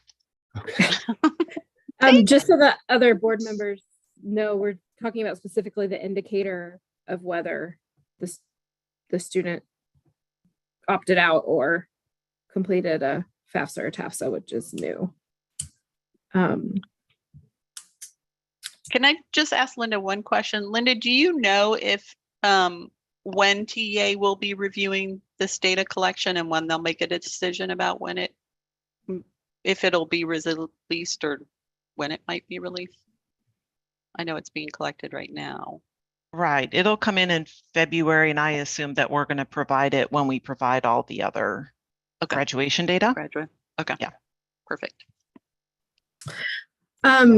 Just a question for the board, because researchers let me know if I'm mistaken, but without this indicator, this study can't be done, correct? Or, I mean, it seems like it hinges on having this indicator. The linking to post-secondary, to the outcomes, correct. We are still doing implementation work of the graduation policy across the state, but for this specific project, you would need to have this financial aid indicator of whether they opted out or completed the financial aid for this project. I'm just saying, because if part of what I'm hearing from TEA is that they need to review it before they will even allow it to go to the ERC, I'm not sure if we can approve it. I don't know, Linda. What do you I think we're concerned about the quality. I think that we can, I think we were thinking we could release it Okay, for thank you. this Just wanted to project. confirm. Okay, just want to confirm that. Okay. Great, thank you. I had a quick question. So the counselor surveys, will those be linked at the school level? Well, they will be linked to the ERC data for research question 3. We certainly could. That's a good idea. Oh, I thought you were saying that they would be merged, so I didn't. We wanted to Are get they kind of a not? first blush, like a lay of the state first, but we can certainly read them. And we talked about even bringing in like the federal student aid data, most that y'all have been using to like track FAFSA filing as like another like check on like a sanity check with the quality concerns that Linda's mentioned. Even before she talked about those, we talked about bringing that in to see like what the school level metrics look like. That's publicly available data. Yeah. The counselor survey is not, I mean, that's a separate data collection we plan to do statewide, and we're in the process right now of trying to determine whether at the district level, whether we're going to hit sort of their, you know, lead counselor or all the counselors in the middle and high schools, or, so we're still thinking through that, but that data will not be included in the ERC. Okay. But eventually student data will, because you mentioned the student surveys that will happen. Yeah, so Jason mentioned we were conducting site visits and we are surveying students there, and that data we would like to put into the ERC. Okay, thank you for that clarification.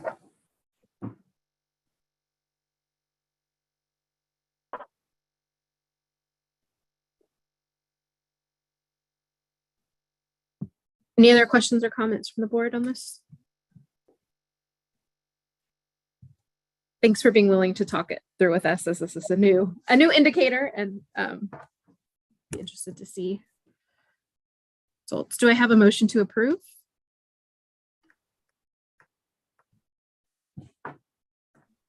This is Rodney Andrews. My motion to approve. Have a second? This she says second. All in favor? Aye. Aye. Any opposed? Motion passes. Thank you. Thank you. All right, proposal 11, including remote access requests, UTA 201. Anyone here to talk about this one? Good afternoon. This is Huntley, a senior research associate at UTSA, and Dr. Taylor from UT Health San Antonio is also attending. The main purpose of this study is to understand the characteristics of Texas students who have enrolled in and completed a Master of Public Health programs over time. As we all know, during the early phase of pandemic, we had experienced a serious shortage of public health providers, and many communities faced lots of public health challenges. But we rely on a small number of higher education institutions to grow public health providers. And understanding this concern, UT Health San Antonio and UTSA jointly plan to develop a master programs of public health. But to better design the program, it is critical to understand historically who's enrolling and who's completing the program. And to advertise the value of the degree programs, knowing labor market outcomes after graduation is also very important. The study population will be all students who entered MPH programs in Texas between 2000 and 2020. And broadly, the characteristics include a set of student social academic characteristics while in college, and earnings and industry of employments after completing the program. The detailed characteristics we're looking for are listed in page 3. We propose to conduct a descriptive studies reporting means, medians, standard deviations, and sample size of these characteristics. The smallest analytic units will be MPH programs with no less than 10 students. And we will meet FERPA compliance rules when reporting about the results.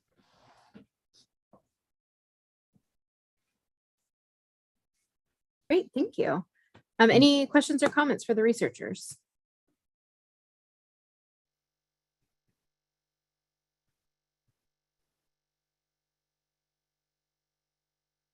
I'm just noting once again that if you were hoping to get employment county data from the wage records, that's not possible.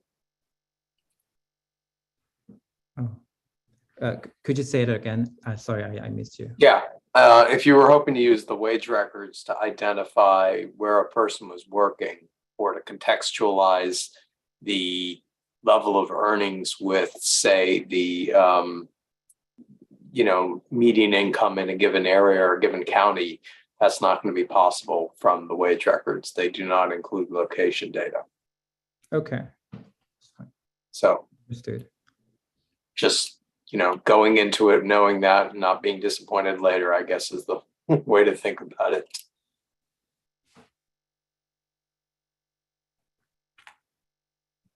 Great. Thanks, Adam. Do I have a motion to approve this project?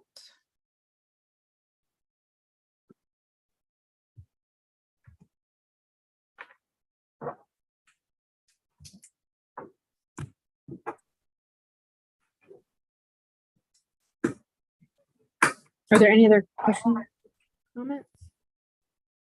This is Rodney Andrews. I motion to approve. Oh, great, thank you. Do I have a second? Celeste, second. All in favor? Aye. Any opposed? Motion passes. Thank you to the researchers. Thank you. And Melissa, sorry, this is Kathy. I'm just abstaining because I didn't hear it because my computer shut down. So I'm now on my phone and welcome back, Kathy. Fully attentive on my phone. Know how that goes. Thank you for rejoining despite technical issues. All right, so proposal 12, including remote access request UTA 202. Anyone here to talk to us about this? Hi, sure. My name is Rebecca Boylan. Another person on the project, Matt Gianni, is also on the call, I believe. Thank you for having me. I'm a research associate at the Texas Behavioral Science Policy Institute here at UT Austin. So this project emerges out of a study begun in 2015. The primary PI, David Yeager, and his project team carried out the national study of learning mindsets, an intervention study with around 16,000 students from 76 schools around the US. It was an intervention study focused on teaching students growth mindsets. So the idea that human capacities and capabilities aren't fixed, but are malleable. So our control group learned about structures and functions of the brain. Our treatment group learned that the brain's like a muscle. As you teach it things, as it struggles, it can grow and develop and learn. So in 2015, that study included 6 Texas high schools, about 2,100 Texas students. Additionally, as part of the study, we then further oversampled one particular single Texas district, including some overlapping schools and 2 additional cohorts. It was the same study design, the same hypotheses and intervention. The only difference there was that we did ask them some additional physiological and daily diary data, some more detailed measures. So the goal with this project then, though, would be to link the Texas high school students from the growth mindset interventions to the ERC data to study some of the long run effects of the mindset intervention. And specifically, we're interested in linking to the ERC data because it has some data and some outcomes that we can't access otherwise. So we're interested in examining outcomes at the high school level. So including graduating from high school, completing a rigorous course portfolio, so advanced math or advanced science classes. And then we're also interested in some Texas specific outcomes like performance on the STAR EOC exams, and then high school graduation endorsements, as well as then examining post-high school outcomes. So enrolling in, persisting in, and attaining college degrees. Our students are those who were hit by the COVID pandemic. It happened in their freshman year. And then potentially early employment outcomes. And then finally, we're interested in knowing for which demographic groups do we see the strongest effects and some of the contextual effects as well of the schools that they attend. Great, thank you. Any questions or comments for the researchers?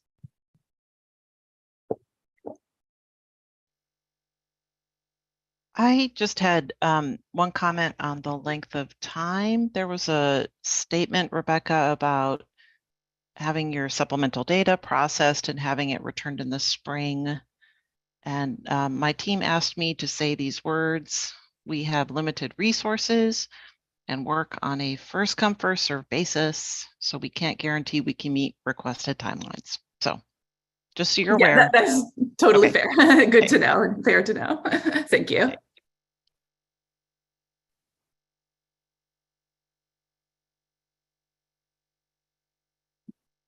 Any other questions or comments? Do I have a motion to approve?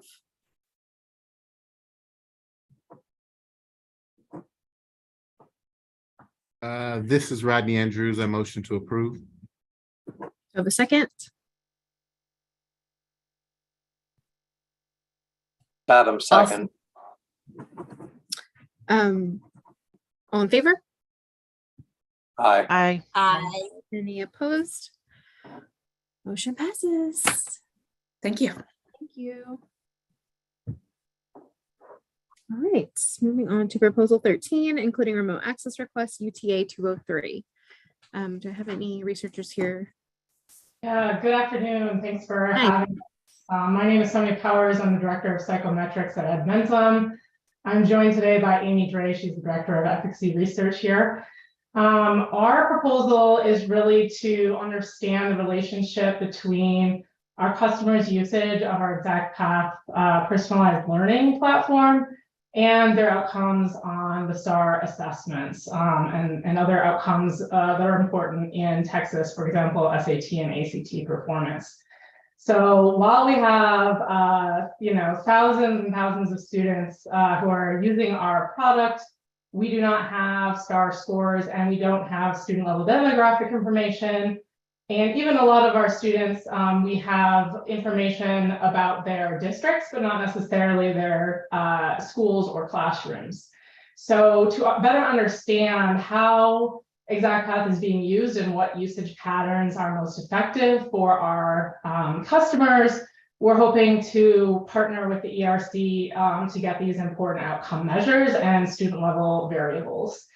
We also often get the question from our partners who are using this as an interim assessment product, how should their students score in order to have a good chance of passing their STAR assessment?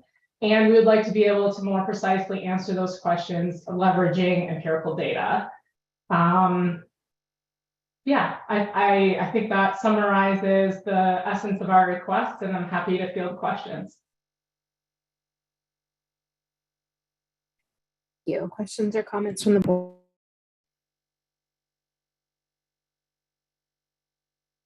What will the output of this project be? Yeah, so we will be producing a series of white papers that can be included on the ERC website, and will also be provided on our admentum.com webpage that will provide information about the scores that our customers would need to see on our diagnostic assessment in order to be confident their students can score proficient on the STAR assessments. It will also provide benchmark information in these reports about how high they need to score in order to meet college benchmark requirements on the SAT and ACT. And it will also provide information about dosage and usage patterns that we've seen being most effective. Looking also at different demographic and school characteristics to see, are there usage patterns that are more effective for some of our customers than others. For example, how many minutes a day should folks use these products in order to see the learning gains that they hope to see? So it'll be a series of recommendations about how to interpret the assessment and learning path data and how best to use these products.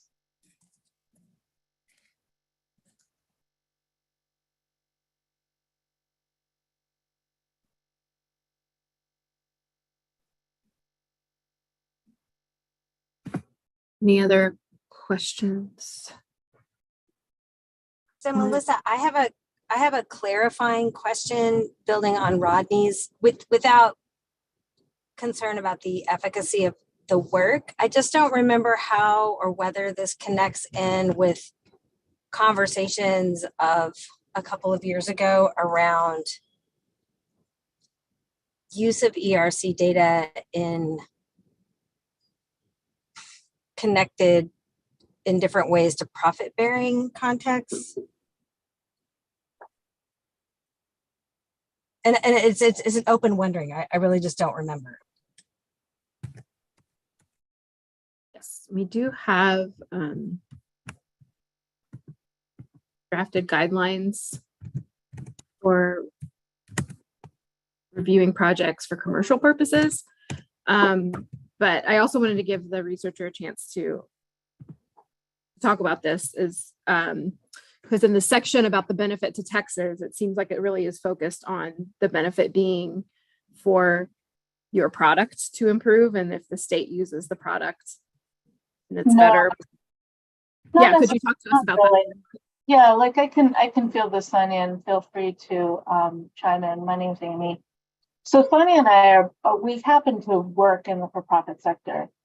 And I realized that you can sort of say, oh, well, these people are looking to make money. But in reality, what we're trying to do is enter into the conversation, the broader research conversation about the preponderance of virtual learning and applications that are used all over the state of Texas and nationally, and for which there's very little reports or information out there about if any of these things are working.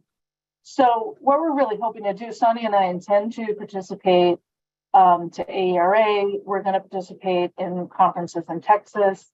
Right now, Texas uses these things. Dallas, Laredo, many cities and districts across the state are actually using these without actually knowing if they work. And they've become even more preponderant post-pandemic and during pandemic. So although like we are for profit, Sonia and I, we're academics, we're researchers, and we're not really interested in selling anything. And we also know a lot about what kids are doing in these pathways. We know like whether learning's happening. What we don't know, and we really can't tell, is whether it's doing any good on any of the Texas metrics that we're interested in. So if that helps at all, and we're happy to answer questions, but it's not like we're doing something to sell something in Texas. We're doing something to better understand stuff that's already being used. And to help our customers make better use of it, to get better return on investment. Like there's probably some best practices that they would benefit from that like these data can reveal.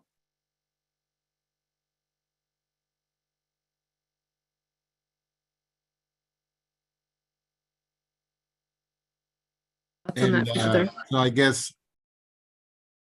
are you going to make these findings broadly available, or are you going to only make them available to your customers? Well, we're happy to share them with everybody. I don't think we have any concerns about that. I mean, and we can sort of talk about it. I mean, like one of the interesting things is like districts are making decisions about buying things and also like how to use them. And what's happening is they don't have the information to even use any kind of tech products in meaningful ways. So I think that if you sort of think about it, there's just a whole body of research that really needs to be unpacked and how these products are being used. So we're happy to share this with everybody. We're really not interested in hiding anything. And we're happy to sign whatever agreements you have about disclosure, you know. Yeah, definitely. We have similar research studies that are already posted publicly on our website, like efficacy research studies and linking correlation studies, looking at other states' assessments and their connection to our diagnostic assessment. So these research studies are not, we don't look for the right findings and then decide to publish. They're always made publicly available. So I think they're obviously most relevant to folks that are using these products, but certainly they're not something that we intend to keep only for internal purposes.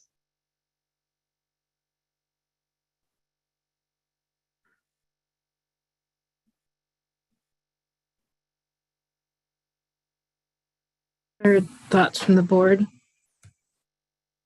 about this, or if there's anything else we think would need to be added or changed about the proposal to fit? I just recall having been a part of that sort of conversation where where the issue was sort of using the data to develop something proprietary that wouldn't be readily accessible. So, I don't know that that's an issue here, but I think it's reasonable to stipulate that anything that's gonna go to the client should also go to the agencies. In terms of thinking about sort of benefits to education in Texas, sort of, I think their point's well taken that districts are making decisions about sort of using these platforms and applications, and so having some information on their efficacy would be useful, especially if that information is shared broadly. One thing I'm stressing, and the rest of the board, let me know what you think. I think some of what you all have said here today was really helpful for context, but I didn't necessarily get that from reading the proposal, especially in the section about benefit to Texas, that specifically, it really only calls out how exact path can be used better, but a lot of what you were talking about today does give a lot more context to it. So rest of the board, I don't know, what do you think about requesting that there be some more bolstering of this part of the proposal about how it will be used and the dissemination being broader than just to improve the product? Or do you feel like it's clear enough now? What, I don't want to. I'd like that idea, Melissa, and I also like the idea of what Kathy mentioned in terms of the commercial guidelines, or the guidelines for commercial projects. And I mean, I thought we had several tests or whatnot in those guidelines. Did we go through all of those, or do we need to go through all of those to ensure there aren't any concerns? Because we had developed those for this very reason. Yes, it's a good. Are those something that can be shared with us as well so that we can understand what the criteria are? Yes. And so one option could be that we table it and send these guidelines and get a response from you all to bring back to the February meeting. No other board members, what do you think about that? I'm okay with that. But I guess for some reason, because this was obviously came through me, I was thinking of this more as like a program evaluation, which of course we have, a lot of people do this. For instance, if, the students, even in K-12, if they're doing a specific type of reading program, is that reading program helping, compared to ones not taking that reading program? But again, this is, I guess, a product, which I guess I hadn't really thought about. And I don't know, I know some of what we've discussed before is like a tool that's created that then they'll go and sell. So and I didn't think of this as that, but I guess it could be considered that. You know, when we've discussed the commercial, you know, companies.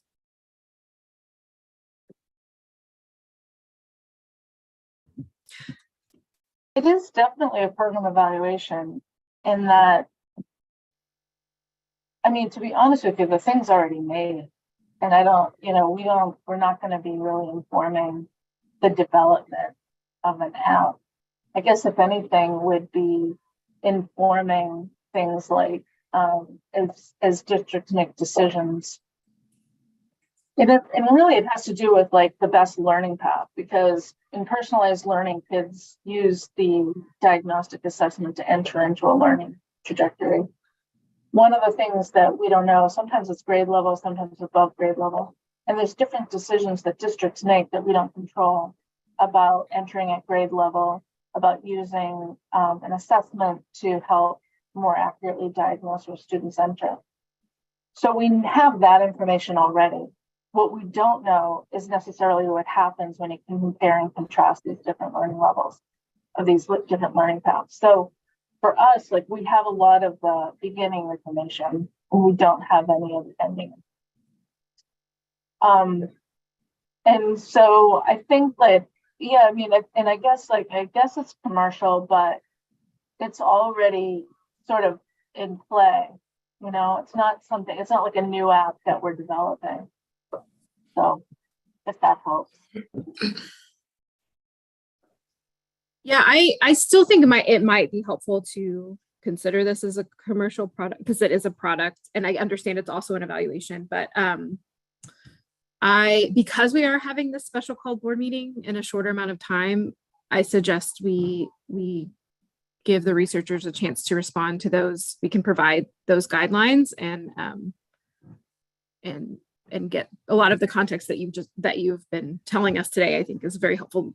Would be helpful to put in writing, and bolstering that benefit to text is to go a little bit beyond just the specifics to helping people use the product. Does this sound reasonable to other people on the board? Definitely. It's been a while since we've had one of these.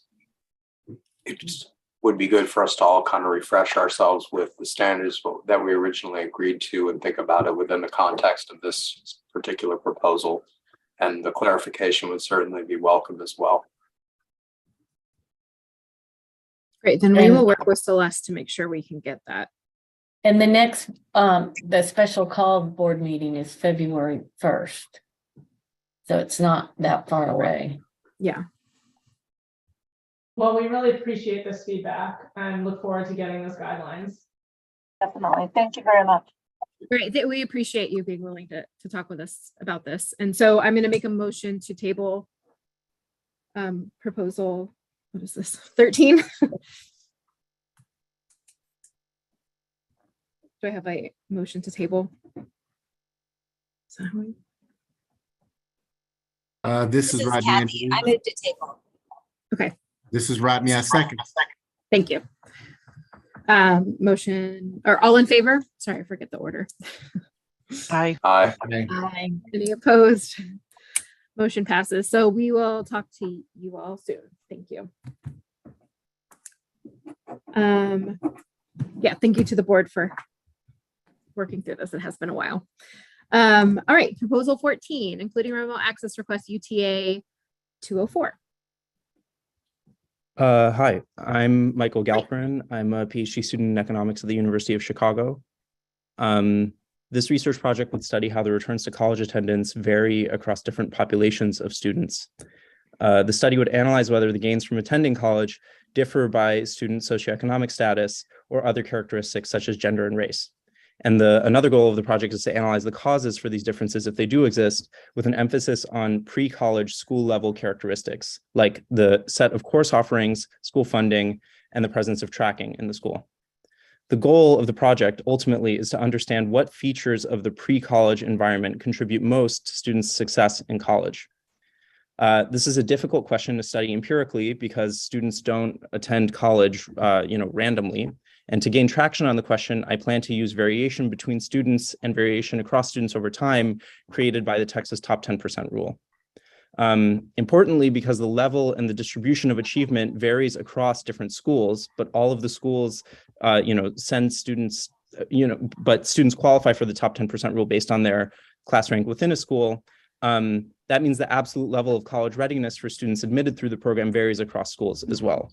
And that feature would allow me to study the sources of this heterogeneity in the returns to college attendance. Importantly, like was discussed a few proposals ago, the ideal data set would include the class rank of the students, which will allow you to really compare students who barely qualified for the top 10% rule and students who didn't. The data doesn't include that. Previous researchers have studied this rule by effectively creating a predicted class rank variable using the fact that the data contains a wealth of other characteristics about students. And using this rule to identify the students who are likely to have qualified before the rule existed. I'm planning to adapt these methods. My proposal talks a little bit about how I plan to extend them a little bit.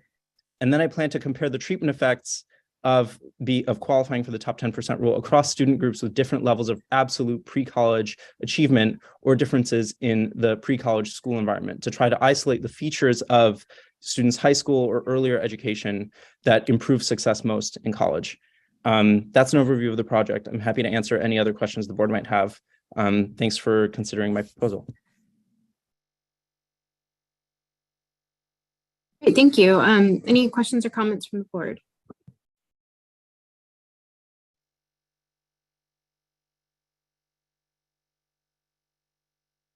I'd like to hear some more about the benefits to education in Texas. First, the intended sort of output of this project is an academic paper, but then also policy briefs that could be distributed to policymakers. I think the benefit to education in Texas would be to understand what features of the pre-college environment most help students succeed in college. In particular, I think that this is kind of like a central debate over, it could contribute to sort of a central debate in in the benefits from expanding access to college. In particular, if it's the students who come from the most disadvantaged backgrounds who might benefit the most from attending college, that might be valuable information for policymakers. And I plan to highlight that information in the policy brief that I would make at the end of the project.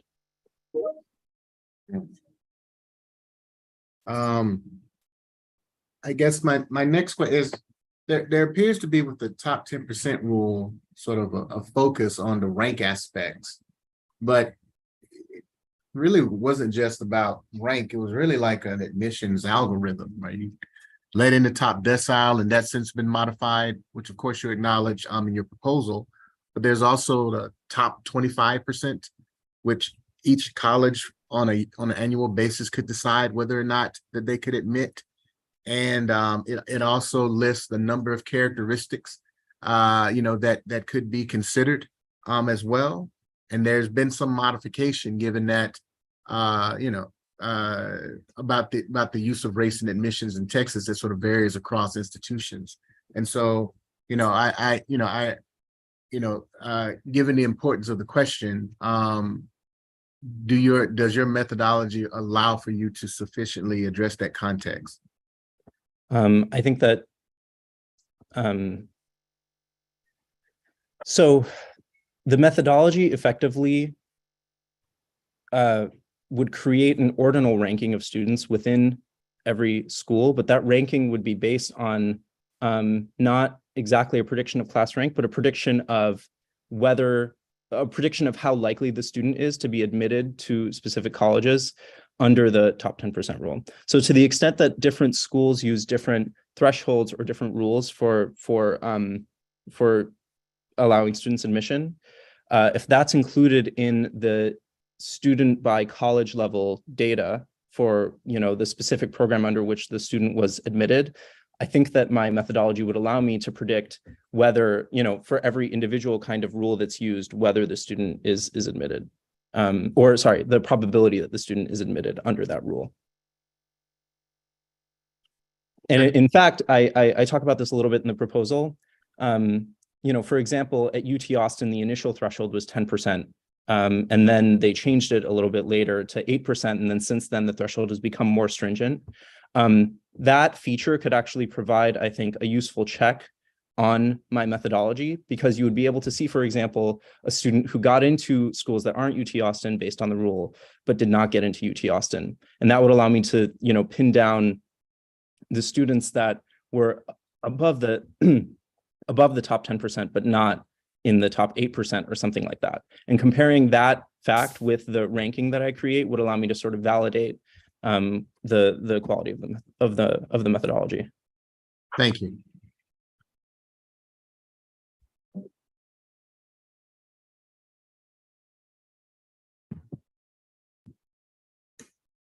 Yeah, thanks for that discussion. Any other questions or comments?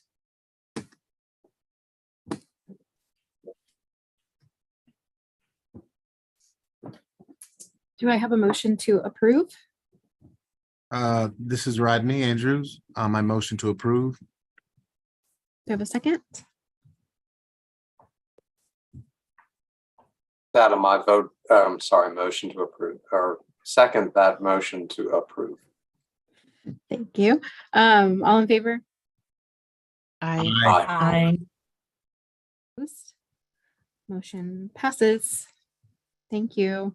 Thanks very much. Right, proposal 15, including remote access, UTA 205. Hi, Hi, welcome. I'm Daniel Osuna Gomez. I will be covering this project with Max Knorr. I am a researcher at the Central Bank of Mexico, and Max Knorr is a PhD student at the University of Texas at Austin. Pretty much the only one getting access to the actual data will be Max. I will be working on the other aspects of the paper, like developing the methodology, writing, kind of like developing the research question, but the data usage will be up to Max. So this project, the impacts of secure communities on education and employment outcomes, pretty much what we want to do is to study secure communities. Secure communities is like this policy that increase a number of deportations pretty much in every part of America. We're focusing on Texas because we have these amazing data sets. And what we want to do is the following. So in the literature of immigration, people have studied mostly impact on employment, and they have shown that usually immigration policies have a different effect in the short term, like 1-2 years after the policy was used. And they have a different effect on the long term because labor markets adjust. So the current consensus on this literature is you have two different kind of effects. While here we believe that there might be the case that the impact on education might also have different effects on the short term and the long term. So we want to see, like, for example, if a child that was studying in a county that was heavily exposed to this policy, he has a different development across the years, like in the very long term. For example, maybe he decided to choose a different major. Maybe he chose a different career path, and that will have an effect on his future earnings. So pretty much this is kind of like the idea. Of course, we also have to study the short term to see how different, maybe there's not an effect in the short term and there's only an effect in the long term. So this is what we want to do with the project. The kind of questions that we want to explore. Great, thank you. Any questions or comments from the board?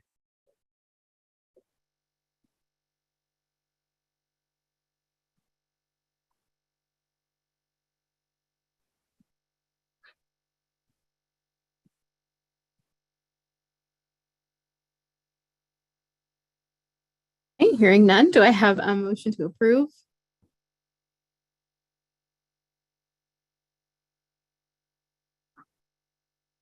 Adam, motion to approve. Do we have a second? This is Rodney. My second. All in favor? Aye. Aye. Opposed? Motion passes. Thank you for being here to talk. Great. All right. Item 7, consideration and possible action to approve requests for remote access to data. So these are our Commissioner Director Projects, where we are approving the remote access piece of it. So we'll start with the TEA CDP. So UT Austin CDP 2203 TEA. Linda, any comments need to be made about this one before we vote on remote access? Me, Linda? Yes. Okay, sorry. Hey, Linda. I don't prepare any remarks. No, that's okay. I just wanted to make sure you had a chance if you wanted to. Okay, thank you. No comments. Right. Any questions from the board? All right. Do I have a motion to approve remote one? This is Kathy. I move to approve. Do you have a second? The last second. All in favor? Aye. Any opposed? Right, motion passes. Thank you. All right, on to remote 2. This is the coordinating board one, UHCDP 2204 THECB. Any questions about this project?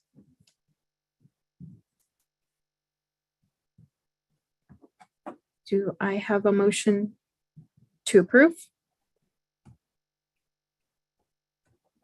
Motion to approve. I'll second. Great, thank you, Celeste. All in favor? Aye. Aye. Any opposed?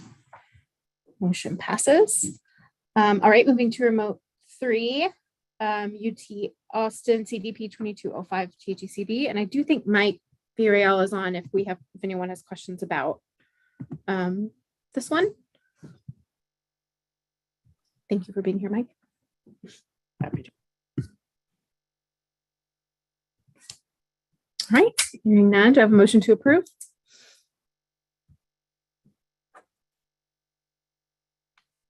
Motion to approve.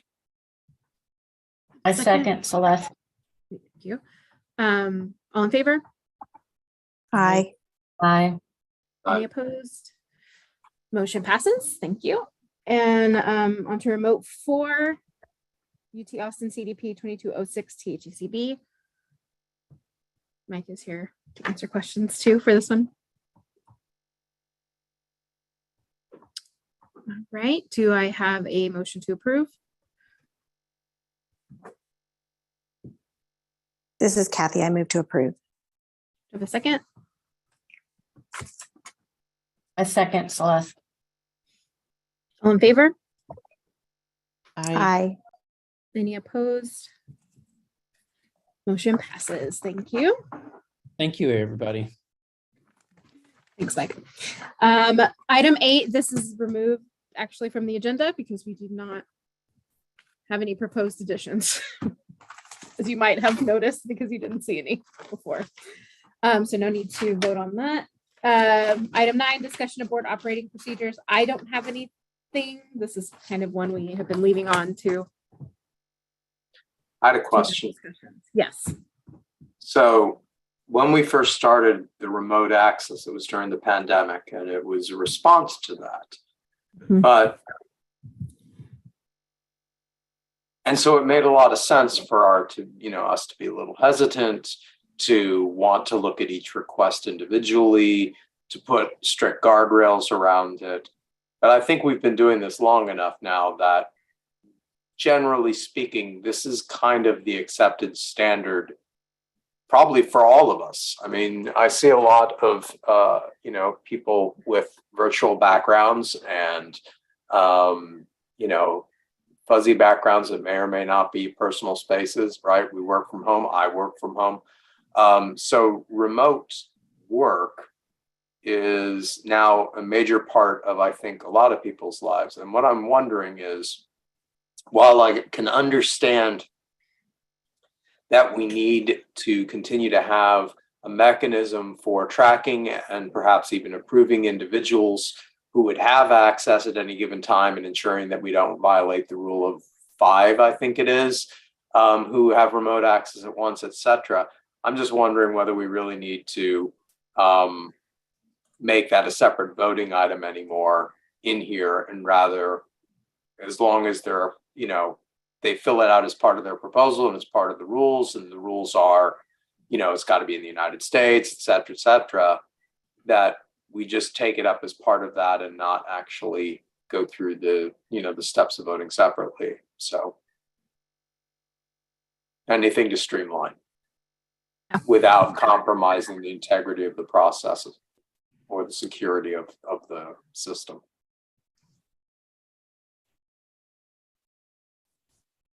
I think that's a fair comment. Any other board members have thoughts about that, possibly removing this remote, or the need to separately approve that? I think I sort of echo Adam in that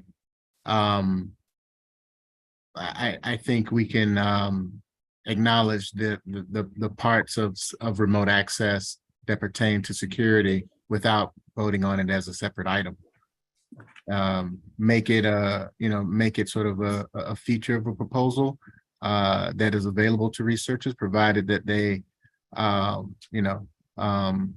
sort of stick to the guidelines that are set out. Great, thanks, Rodney. This is something I'm happy to talk to our legal with about. So just happy to do that. I just wanted to raise the issue and see where it takes us. So thank you. Right. Thank you, Adam. Right, any other thoughts before we move on to our favorite agenda item? Item 10, adjournment. Before we do it, I really appreciate everyone's hard work on this. This was a long one, but we did it, and there's some cool research happening. So thank you for all the time you all put into this. So do I have a motion to adjourn? This is Rodney Andrews. I motion to adjourn. This is Rodney. I motion to adjourn. Second. The last second. All in favor? Aye. Aye. Yay. Okay, thank you all. Thank you. Thank Good you. to see everybody. Talk to you all soon. Yep. Bye. Thanks. Thank you.